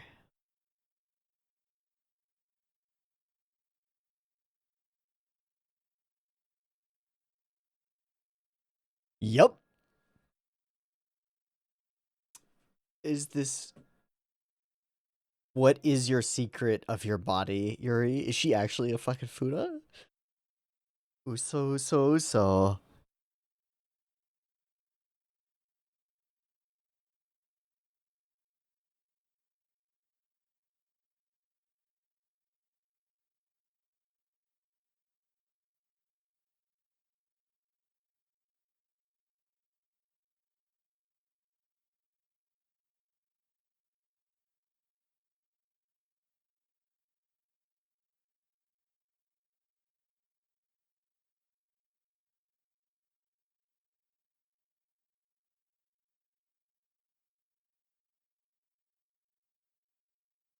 Oh, how the tables have turned.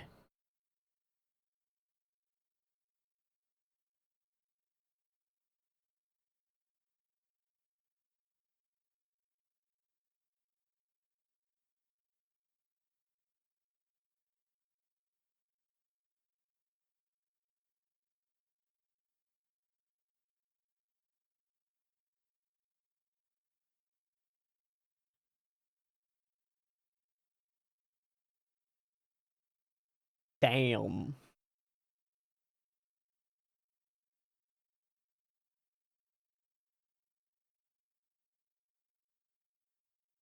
And so...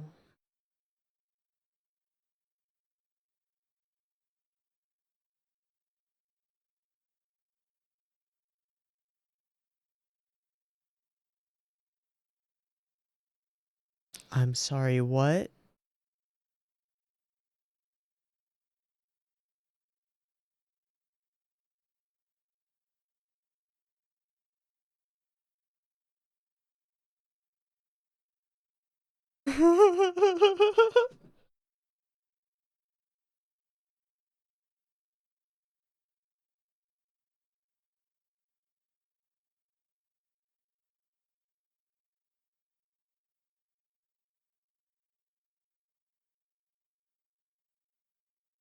Is this the same as the previous one?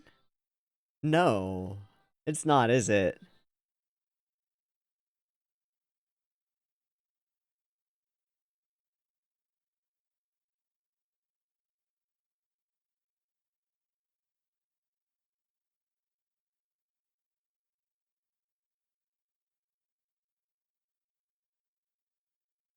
A body that can't survive without me?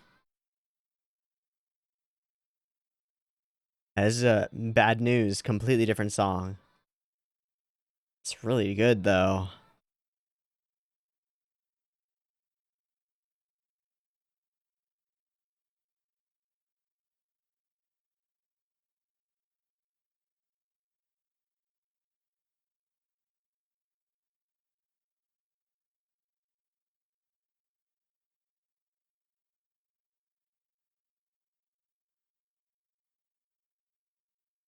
wrong.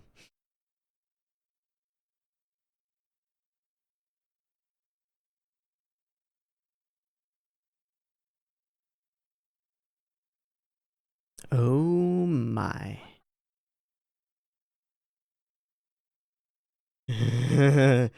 Act cute. Oh boy. Oh boy. Oh girl. Oh girls. Oh Yuri goggles. Woo. Woo. But also rapey goggles. Okay.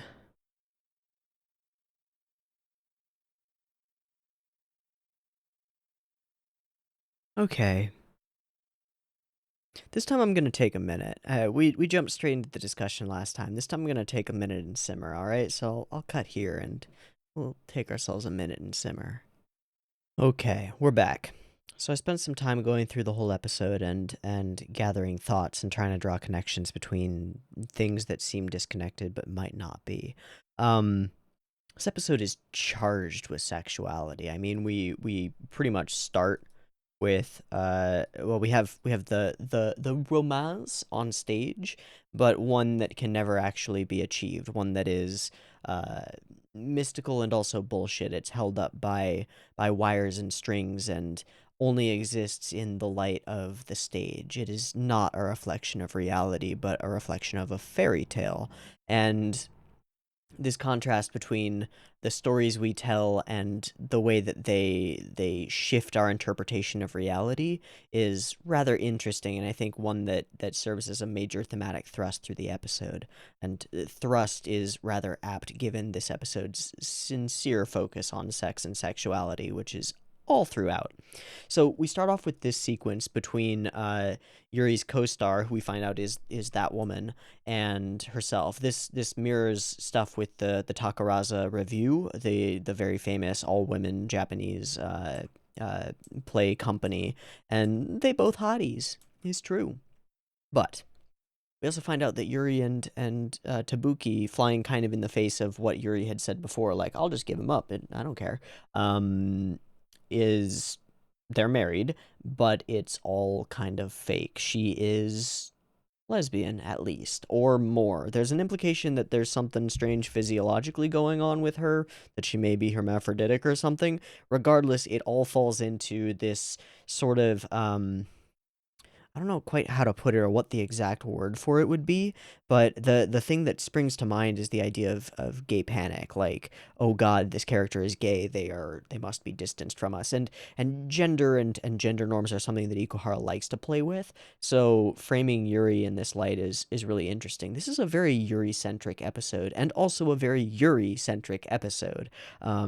Whichever one you want to be, whichever one is totally fine. But yes, Yuri goggles on throughout this episode. It was an interesting one. There's this palpable sense that something about her is abnormal, and it's implied that it's physiological, but it's also just that she seems to be gay and has taken Tabuki as a husband because it's convenient for her in order to keep up some level of an image, which again is interesting and also kind of flies in the face of my previous interpretation of Yuri's interest in Tabuki, which was that she seemed genuine and genuinely interested in it. But Yuri is through and through an actress, a woman who is, as the episode title states, a princess of lies. It is her profession and indeed her hobby to lie and be a liar. And that is very interesting. And it inundates every element of this episode that contains her. This first scene that we have of her and the woman that she's been banging, also her co-star, who is lovely, uh, is framed like theatrics. It's every line that they say to each other is almost on the level of "Gosh, I must crush him." It's not trite is the word that I'm looking for. It's it's overplayed, it's theatrical. The stage has gone out into her life because she is an actress who cannot remove her masks, no matter what, until she is alone. And we see her alone just after this encounter. And I think that's an interesting contrast, and it's really interesting to get under Yuri's skin and understand a little bit of how she is and who she is, because she is twisted and also a bit of a self-martyr. And that's another major thematic thrust through this episode. And there are three distinct examples of self-martyrdom in this episode. There is Yuri in her conversation with herself. There is Shoma in his conversation with Ringo, and there is Himari with the scarves. And all three of them are distinct and unique, but all follow the same sort of pattern of somebody avoiding doing something that they actually want to do, or that would be fun or enjoyable, or closing themselves off to some element of the world because of some trauma that they've received or perceived in their past. In Yuri's case, it seems to be abandonment. She she has met someone who disappeared without telling her goodbye. I think there's an implication that it's Sanetoshi, I think, but I'm not positive. Oh no, it's not. It's Momoka. Right? Yeah, Momoka is the one that she loved. I don't know why I still thought that, but I mean, I literally wrote it down that it's Momoka. But she has, because of this cruelty that she experienced of someone disappearing on her, not for Momoka's will, she has created this dividing line. This world is governed by cruel rules. There are the needed and the unneeded, and my success comes from being able to determine which is which and cut myself off from the unneeded. To create boundaries, and she associates that with her fabulous max success. I have become a special presence, something beyond human, I suppose, is what she's going for. And then goes into this: no one will be allowed to touch me. No one will be allowed to reach my heart. I will close myself off. And then she screeches to a halt and weeps. This is a gorgeous scene. I love the blended colors in the bokeh and the light flares and all this stuff. It's really pretty. Oranges and blues, you know? This world is made of lies. No one will truly need me again. This is how she has taken rejection, or being cast away. You were the only one who told me I was beautiful. And that person that she's talking about is not Sanetoshi, but Momoka. I want to see you right now. We will meet again, right? We promised that our bond would be eternal. Now, this echoes other characters in the series, but it's also leaning into that kind of theatrical performance of her own life. Like, she views the world as a stage and separates the people who are the audience members, the unneeded perhaps, from herself and those above them, these special presences who exist and shine brightly upon the stage. Very interesting. And gives us a lot of insight into her. Okay, and then we turn to Shoma Ringo. Ringo is waiting around for Shoma, and she is now using the magazine tricks that she had previously aimed at Tabuki in order to try to woo Shoma, and he is having none of it. Not only is he having none of it, and she's not even necessarily trying to woo him exactly. She's just trying to, like, be there for him and be friends and stuff. It's honestly pretty wholesome and pretty cool, and I said it during the reaction, but it's really rather interesting that our most naive, most fucked up, most twisted character has become the one with, like, I don't know, the most emotional maturity at this point, and is trying to actually be the a force of good in the world. And oddly, given what we hear and have heard about Momoka, she is in these moments embodying her sister's spirit more than she ever has by trying to actually follow in her footsteps via the diary. There's a sad irony to that, I think, and it's interesting. But the thing that comes across most in this sequence is more focused on Shoma. It does help to set us up and keep Ringo in our minds because that's going to be important coming forward in the episode. It's rather important that we empathize with this character and care about her if we're going to put her in a horrible situation that ends up being a pretty terrifying role reversal for her. Literally role reversal. Again, everything in this episode is framed around sex, and everything in this episode is framed around theatrics. But regardless, what we have from Shoma is self-martyrdom, or as I called it during the reaction, self-flagellation. He is beating himself up over this thing that Ringo does not even perceive as something to be forgiven. There's this disconnect between the way they speak of this incident, and Shoma is insistent that I can never make this up to you. I can never prostrate myself enough. Oh, woe is me. And you kind of just want to smack him and just be like, bruh, girl don't care. Girl trying to be friends with you. Don't cut yourself off. But at the same time, when it comes to tragedy and trauma and perceived guilt, this is very much the way that people act. Obviously blown out of proportion and made theatrical for the purposes of the show, but at the same time, very real. And everything about this whole sequence is just horrifying, really. It is pretty fucking awful. The thought never crossed my mind. And he says, no, you will never be able to forgive us. Everyone did. Everyone abandoned us. We were forced to live on our own. Partly. But now you're making the choice to make that happen, right? It's been that way for you so long that you think that's normalcy, that that's the way things should be. And so you're enforcing your own solitude. This is real shit that Ikuhara is talking about here. Enforced self-solitude and removal from the world. That rings true to me. That sounds about right. So, interesting. Very interesting. And she says, I love Himari too. And is, for one of the first times that we've seen her be this way, is the first times were at the end of the last episode, but close to the first time we've seen her really think things through and embody this empathetic person who actually cares about the people around her. She says, I love Himari too. Our goals are aligned. I care about the same thing you care about. And at this point, she seems to care more than Shoma does. And he responds with,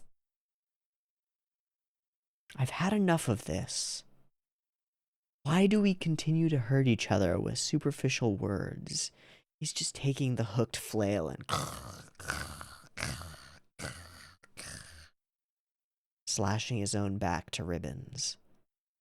For no purpose. It doesn't make him feel better, but he feels obligated to do this. This self-martyrdom, this self-flagellation. It's awful. Hurt. And in this moment, even as ridiculous as he's being, she weeps for him and empathizes with him and apologizes, or speaks apologetically at least. I've only been thinking about myself. Something that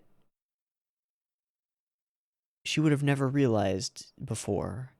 Ringo has changed a lot. And it makes us empathize with her because she's being hurt by Shoma. And yet she's worried about hurting him. It's rather beautiful and very sad. We're done. Cold as ice, you fucking asshole. If you had asked me like 5 episodes ago whether I would empathize with Ringo over Shoma, I would have been like, nah, fam, no way. But here we are, and I am. We turn our attention to Himari, who is knitting up a pair of scarves, one pink, one blue, to gift to Double H. These people who are disconnected from her, and yet she holds on to her past connection with them. this is kind of in contrast to what we hear about Yuri throwing away her past, and other characters throwing away their pasts and believing that they find strength in doing so. I would say that the show has tried to show us that uh, having a respect for your past is important and learning from it is important, and I think that that aligns pretty well with my own beliefs. But Himari here is trying to make a rather wonderful gesture of knitting up some warm scarves for these people who helped her at a time in her life when she really needed it. And initially she's, oh, it's wonderful, it's satisfactory, and she's speaking in archaic slang almost is what I would call it, which they capture with the tis in this. But yeah, the ojaru. This is for Hikari, this is for Hibari. I hope they'll like them. And then she becomes sad. And then we cut to bunnies. And here, Kamba is handing over the money.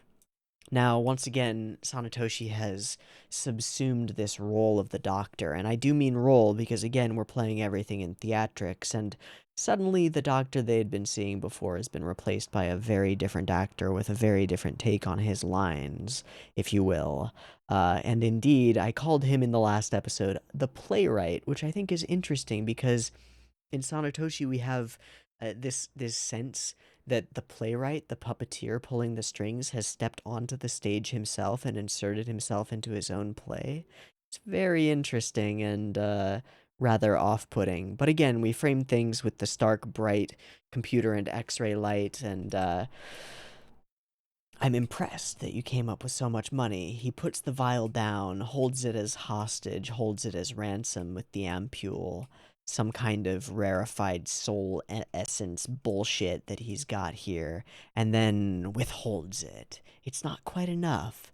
You need to do more for me. Falling into very much the position of the mob boss who, oh, you're ready to pay back the money you owe me? Well, the interest has gone up. You're still indebted to us. You're still going to be our lackey. There's no escape for you once you're in.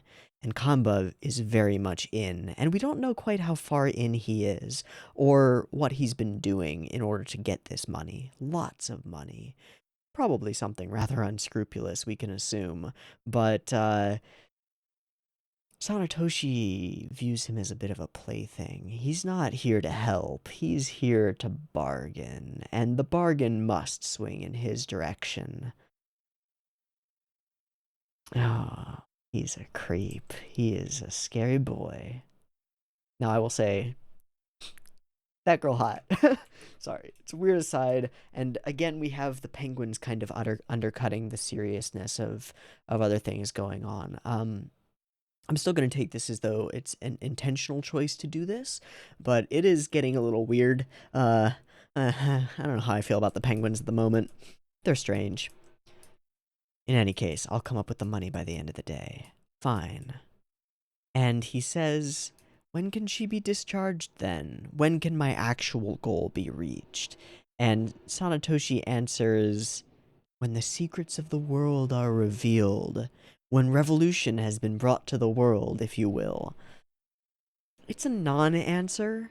Sorry if there's background noise. There's some, it sounds like a street cleaner or something. Anyway, I'm just gonna keep talking, and sorry. It's kind of a non-answer from Sanetoshi here, and one that almost speaks to never, is what he's saying in so many words. Hmm.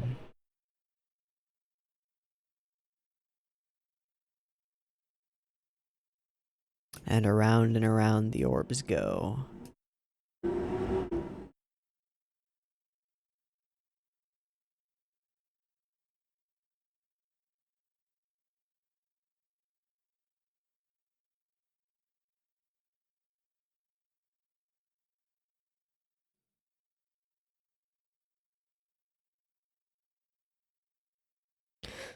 Then we turn to Himari, or return to Himari, and her own form of self-flagellation or self-martyrdom. Something which, again, is a major thematic through line through the relatively disconnected segments of this episode. she's made these scarves, she's put all of this effort into them. They're wonderful and lovely and warm and cozy in and of themselves, but I threw them away. And as the bunnies say, that's a waste. I thought they were presents for people you cared about. But she says it doesn't matter anymore. No one would like getting my handmade scarves. No one would care. When just a few episodes ago, we had a particular boy whose hair color kind of relates to the pink here, expressed to her in no uncertain terms that if she made him a scarf, he would wear it even in the Sahara Desert, even in sweltering heat and dehydration. He would never take it off because he loves her so much. Their connection is stronger than that, right? But just like Ringo's words, that doesn't come through for Himari. She doesn't make that connection. We can, but she can't.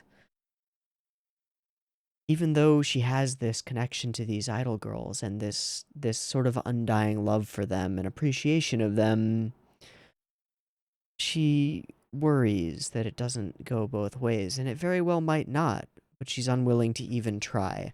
And that's the aspect of this self-martyrdom that I think we're trying to point out and tease out of these characters, is that there is a chance, obviously, that things would be wonderful if you were to accept Ringo's offer of friendship, or open yourself to this world that has hurt you before, or give these scarves to these people who you've only looked upon from afar since you were just young children. But through your own actions and your own decision that it doesn't matter, that it's all worthless, it's all for naught, it's all bullshit, no one would forgive me, you cut yourself off from that possibility. It's very much the opposite of the uh, the anime Determinator, who I see as embodied by Simon in Gurren Lagann.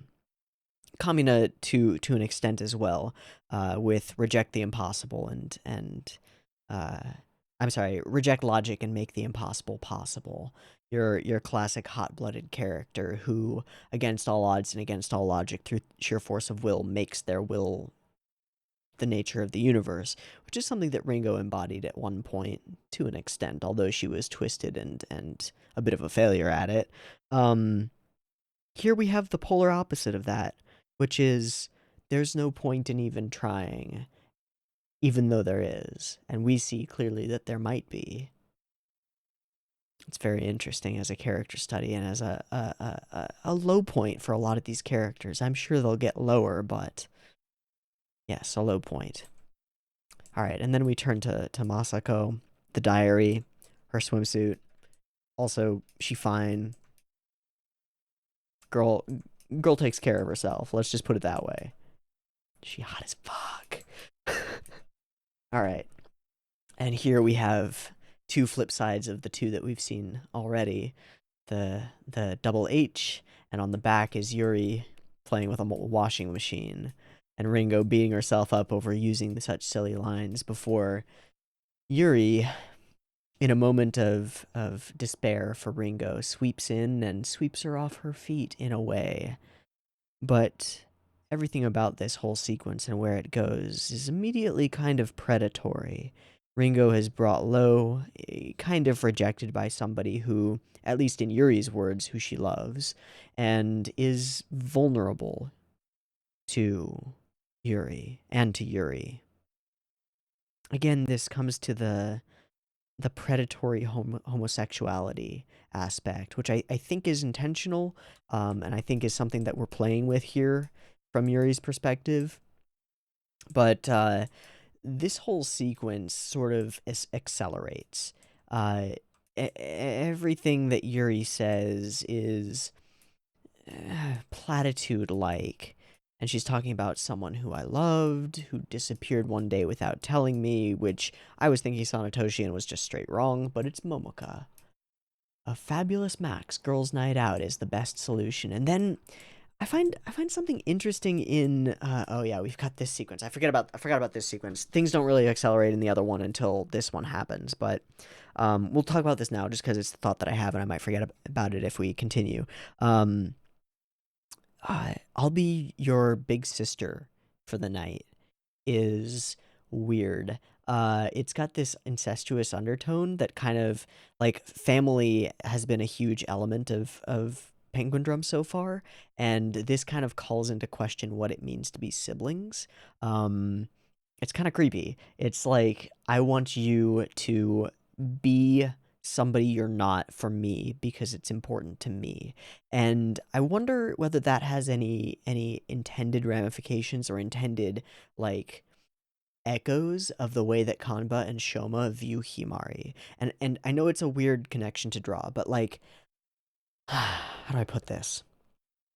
Yuri sees Ringo, who we have just come to like as a character, or who I have just come to like as a character, at least. I won't speak for you. Um, who's just become a little bit more emotionally mature and has just become a bit of a more balanced person in these last couple of episodes. Yuri views her as an object, a sexual object, and a means to reconnecting with a lost person that she cared about. Kamba and Shoma, as they've been working to obtain the Penguindrum and or the diary or whatever, have been distancing themselves from Himari as she is and turning her more into an object, an apple tree, a symbolic representation of the light of their lives and their hope for the future. Um, so their siblinghood has become less of a strong family, and more of an end, a goal, a thing that they need or feel that they need. It's been that way since the beginning, and it's been getting more and more so. So I wonder if that's intentional. Maybe, maybe not, but whatever. Okay, fine.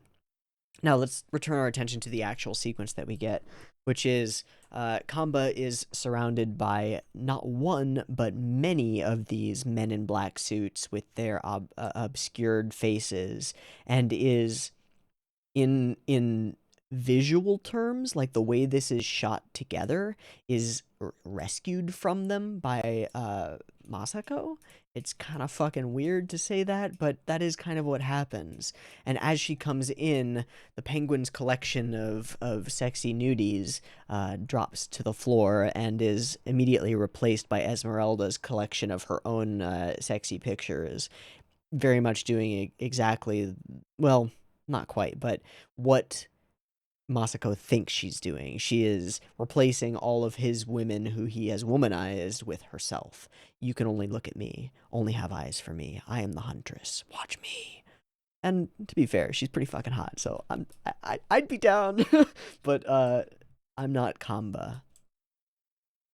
So we have this moment, and everything about this sequence is framed rather sexually. The way she puts her foot directly in between his legs and stands above him uh, is interesting. She offers to pay for it if you need money, which is a really rather good deal, but he refuses. I will not use the Natsume clan's money. And she again keeps bringing up the ideas of these emperor penguins standing on the edge of the cliff, just wondering whether there are hungry seals down below. He sweeps her off her feet, very literally, and then just sits there.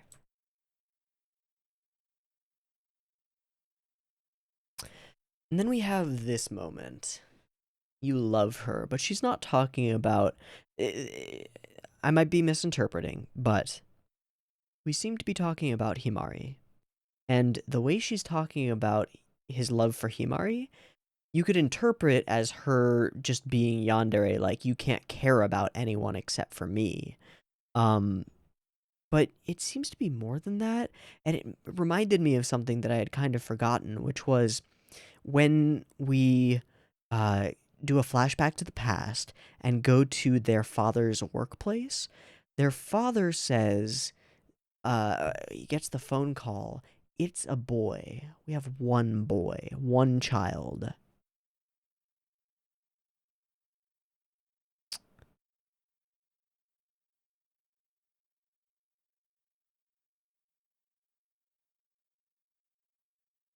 Actually, hold on. I'm now confusing myself. Was that intended to be the day of the attack? If so, all three of the children that we know were already in existence, correct? Yeah, that would be correct. All three of them already existed. So he couldn't be talking about either Shoma or Kanba. Because I was thinking that moment, if it were talking about Shoma or Kanba, would imply that one of them is not their biological siblings. That only one of them is their child. And then the you love her and her statement that she knows everything about them might imply that Kanba is not their biological sibling and is thus actually romantically in love with Himari, which there are some other things that sort of lead to that direction, with him hovering over her bedside, even in the very end of the very first episode, hovering over her bedside, with the interactions he has with the Princess of the Crystal, stuff like that. But maybe not. In which case, I would say, you got the phone call about having a boy. If that occurred and that boy was born on the day of the attack, of the terrorist attack, then could Mario be their sibling? I know that's weird, but we don't know any other boy that's of that age who's young. That's an interesting line of thought. I don't know though. It's a weird one, and it's too far fetched, and there's not enough information to go off of. So what I was gonna say about this doesn't really apply because I don't think that that lines up. Okay, in any case, who are you talking about? I just want to save my precious family. So it just can't be me. I guess she's sort of self-flagellating at this in the same way.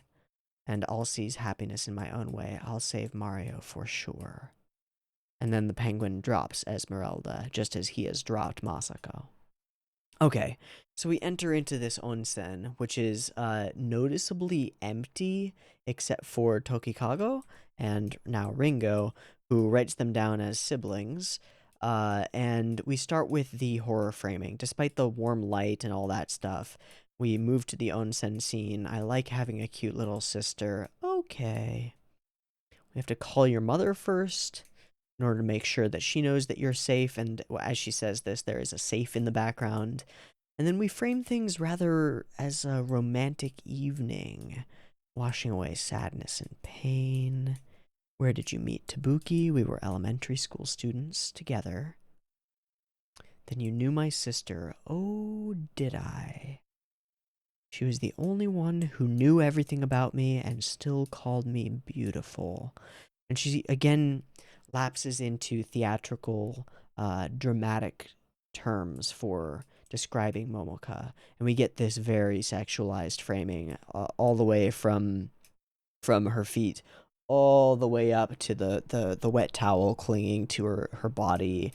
Like, this is hypersexualized. It actually reminds me quite a bit of scenes in Utena where the girls fall back like this, which is, again, even then a reference to the Sailor Moon transformations. And fuck you, Ikuhara, and your tangled web of connected transformations. Momoka changed my world. When I was with her, everything seemed brighter. And here, at this point, in a very strange reversal of roles, very literally, as Yuri, who has been the one experienced in romance and love, and was just becoming somebody that Momoko was willing to confide in and go to for advice about such things, which she does, takes on the role of the naive one attempting to reclaim some lost portion of her past. She takes on Ringo's role. Except that she doesn't want to become Momoka. She wants to re-experience whatever she experienced with Momoka. Whatever love she had with her. Which is implied to be sexual in nature, but okay, fine. But Momoka was fucking young, so I don't know, man.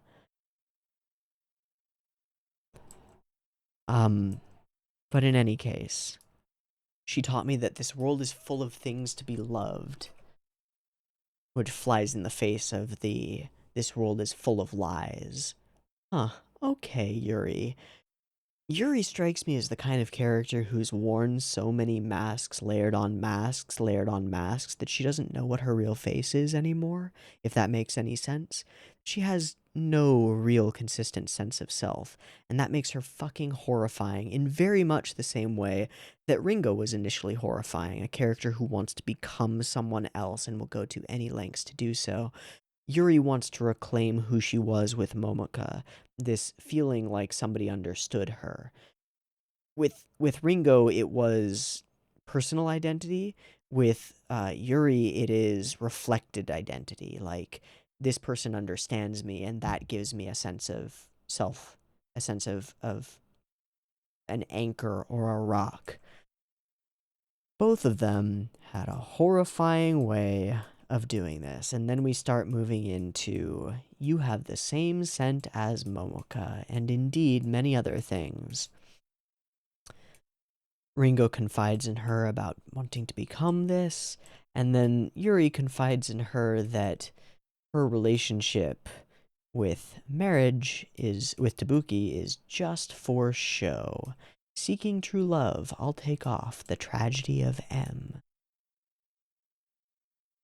The truth is, we are actually bound by the wheel of fate. And so, a tablet in the water, or in the soda, or whatever. Nothing insidious about that. You remind me quite a bit of Momoka. So much so. So very much so. And it's fascinating because here, in these moments where Ringo has cast off her desire to become her sister, she meets somebody who desperately needs her to become her sister for her own ends. And thus the roles are effectively reversed.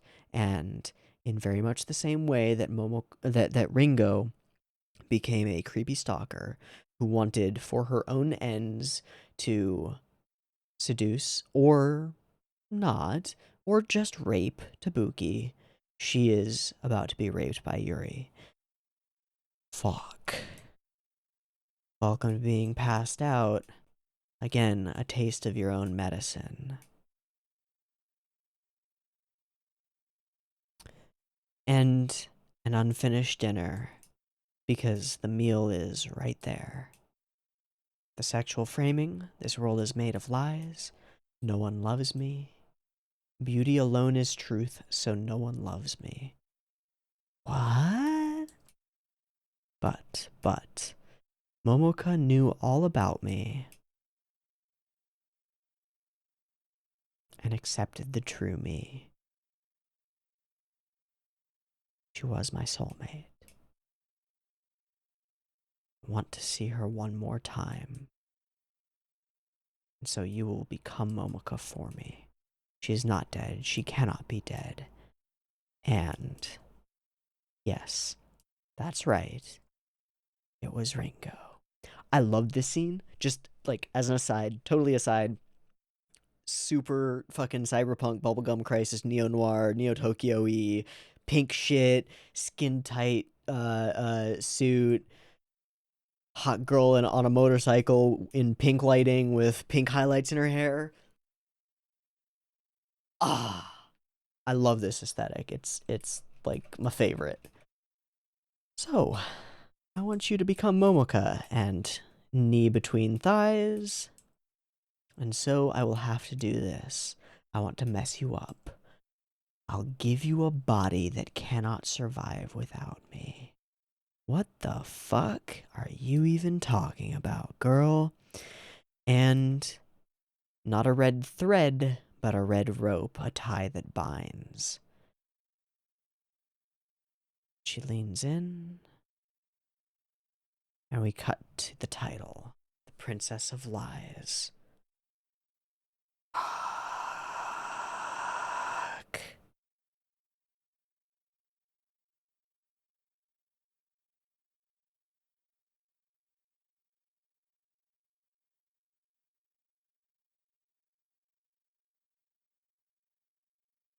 Is this some kind of karmic comeuppance for Ringo's previous actions in the context of the show?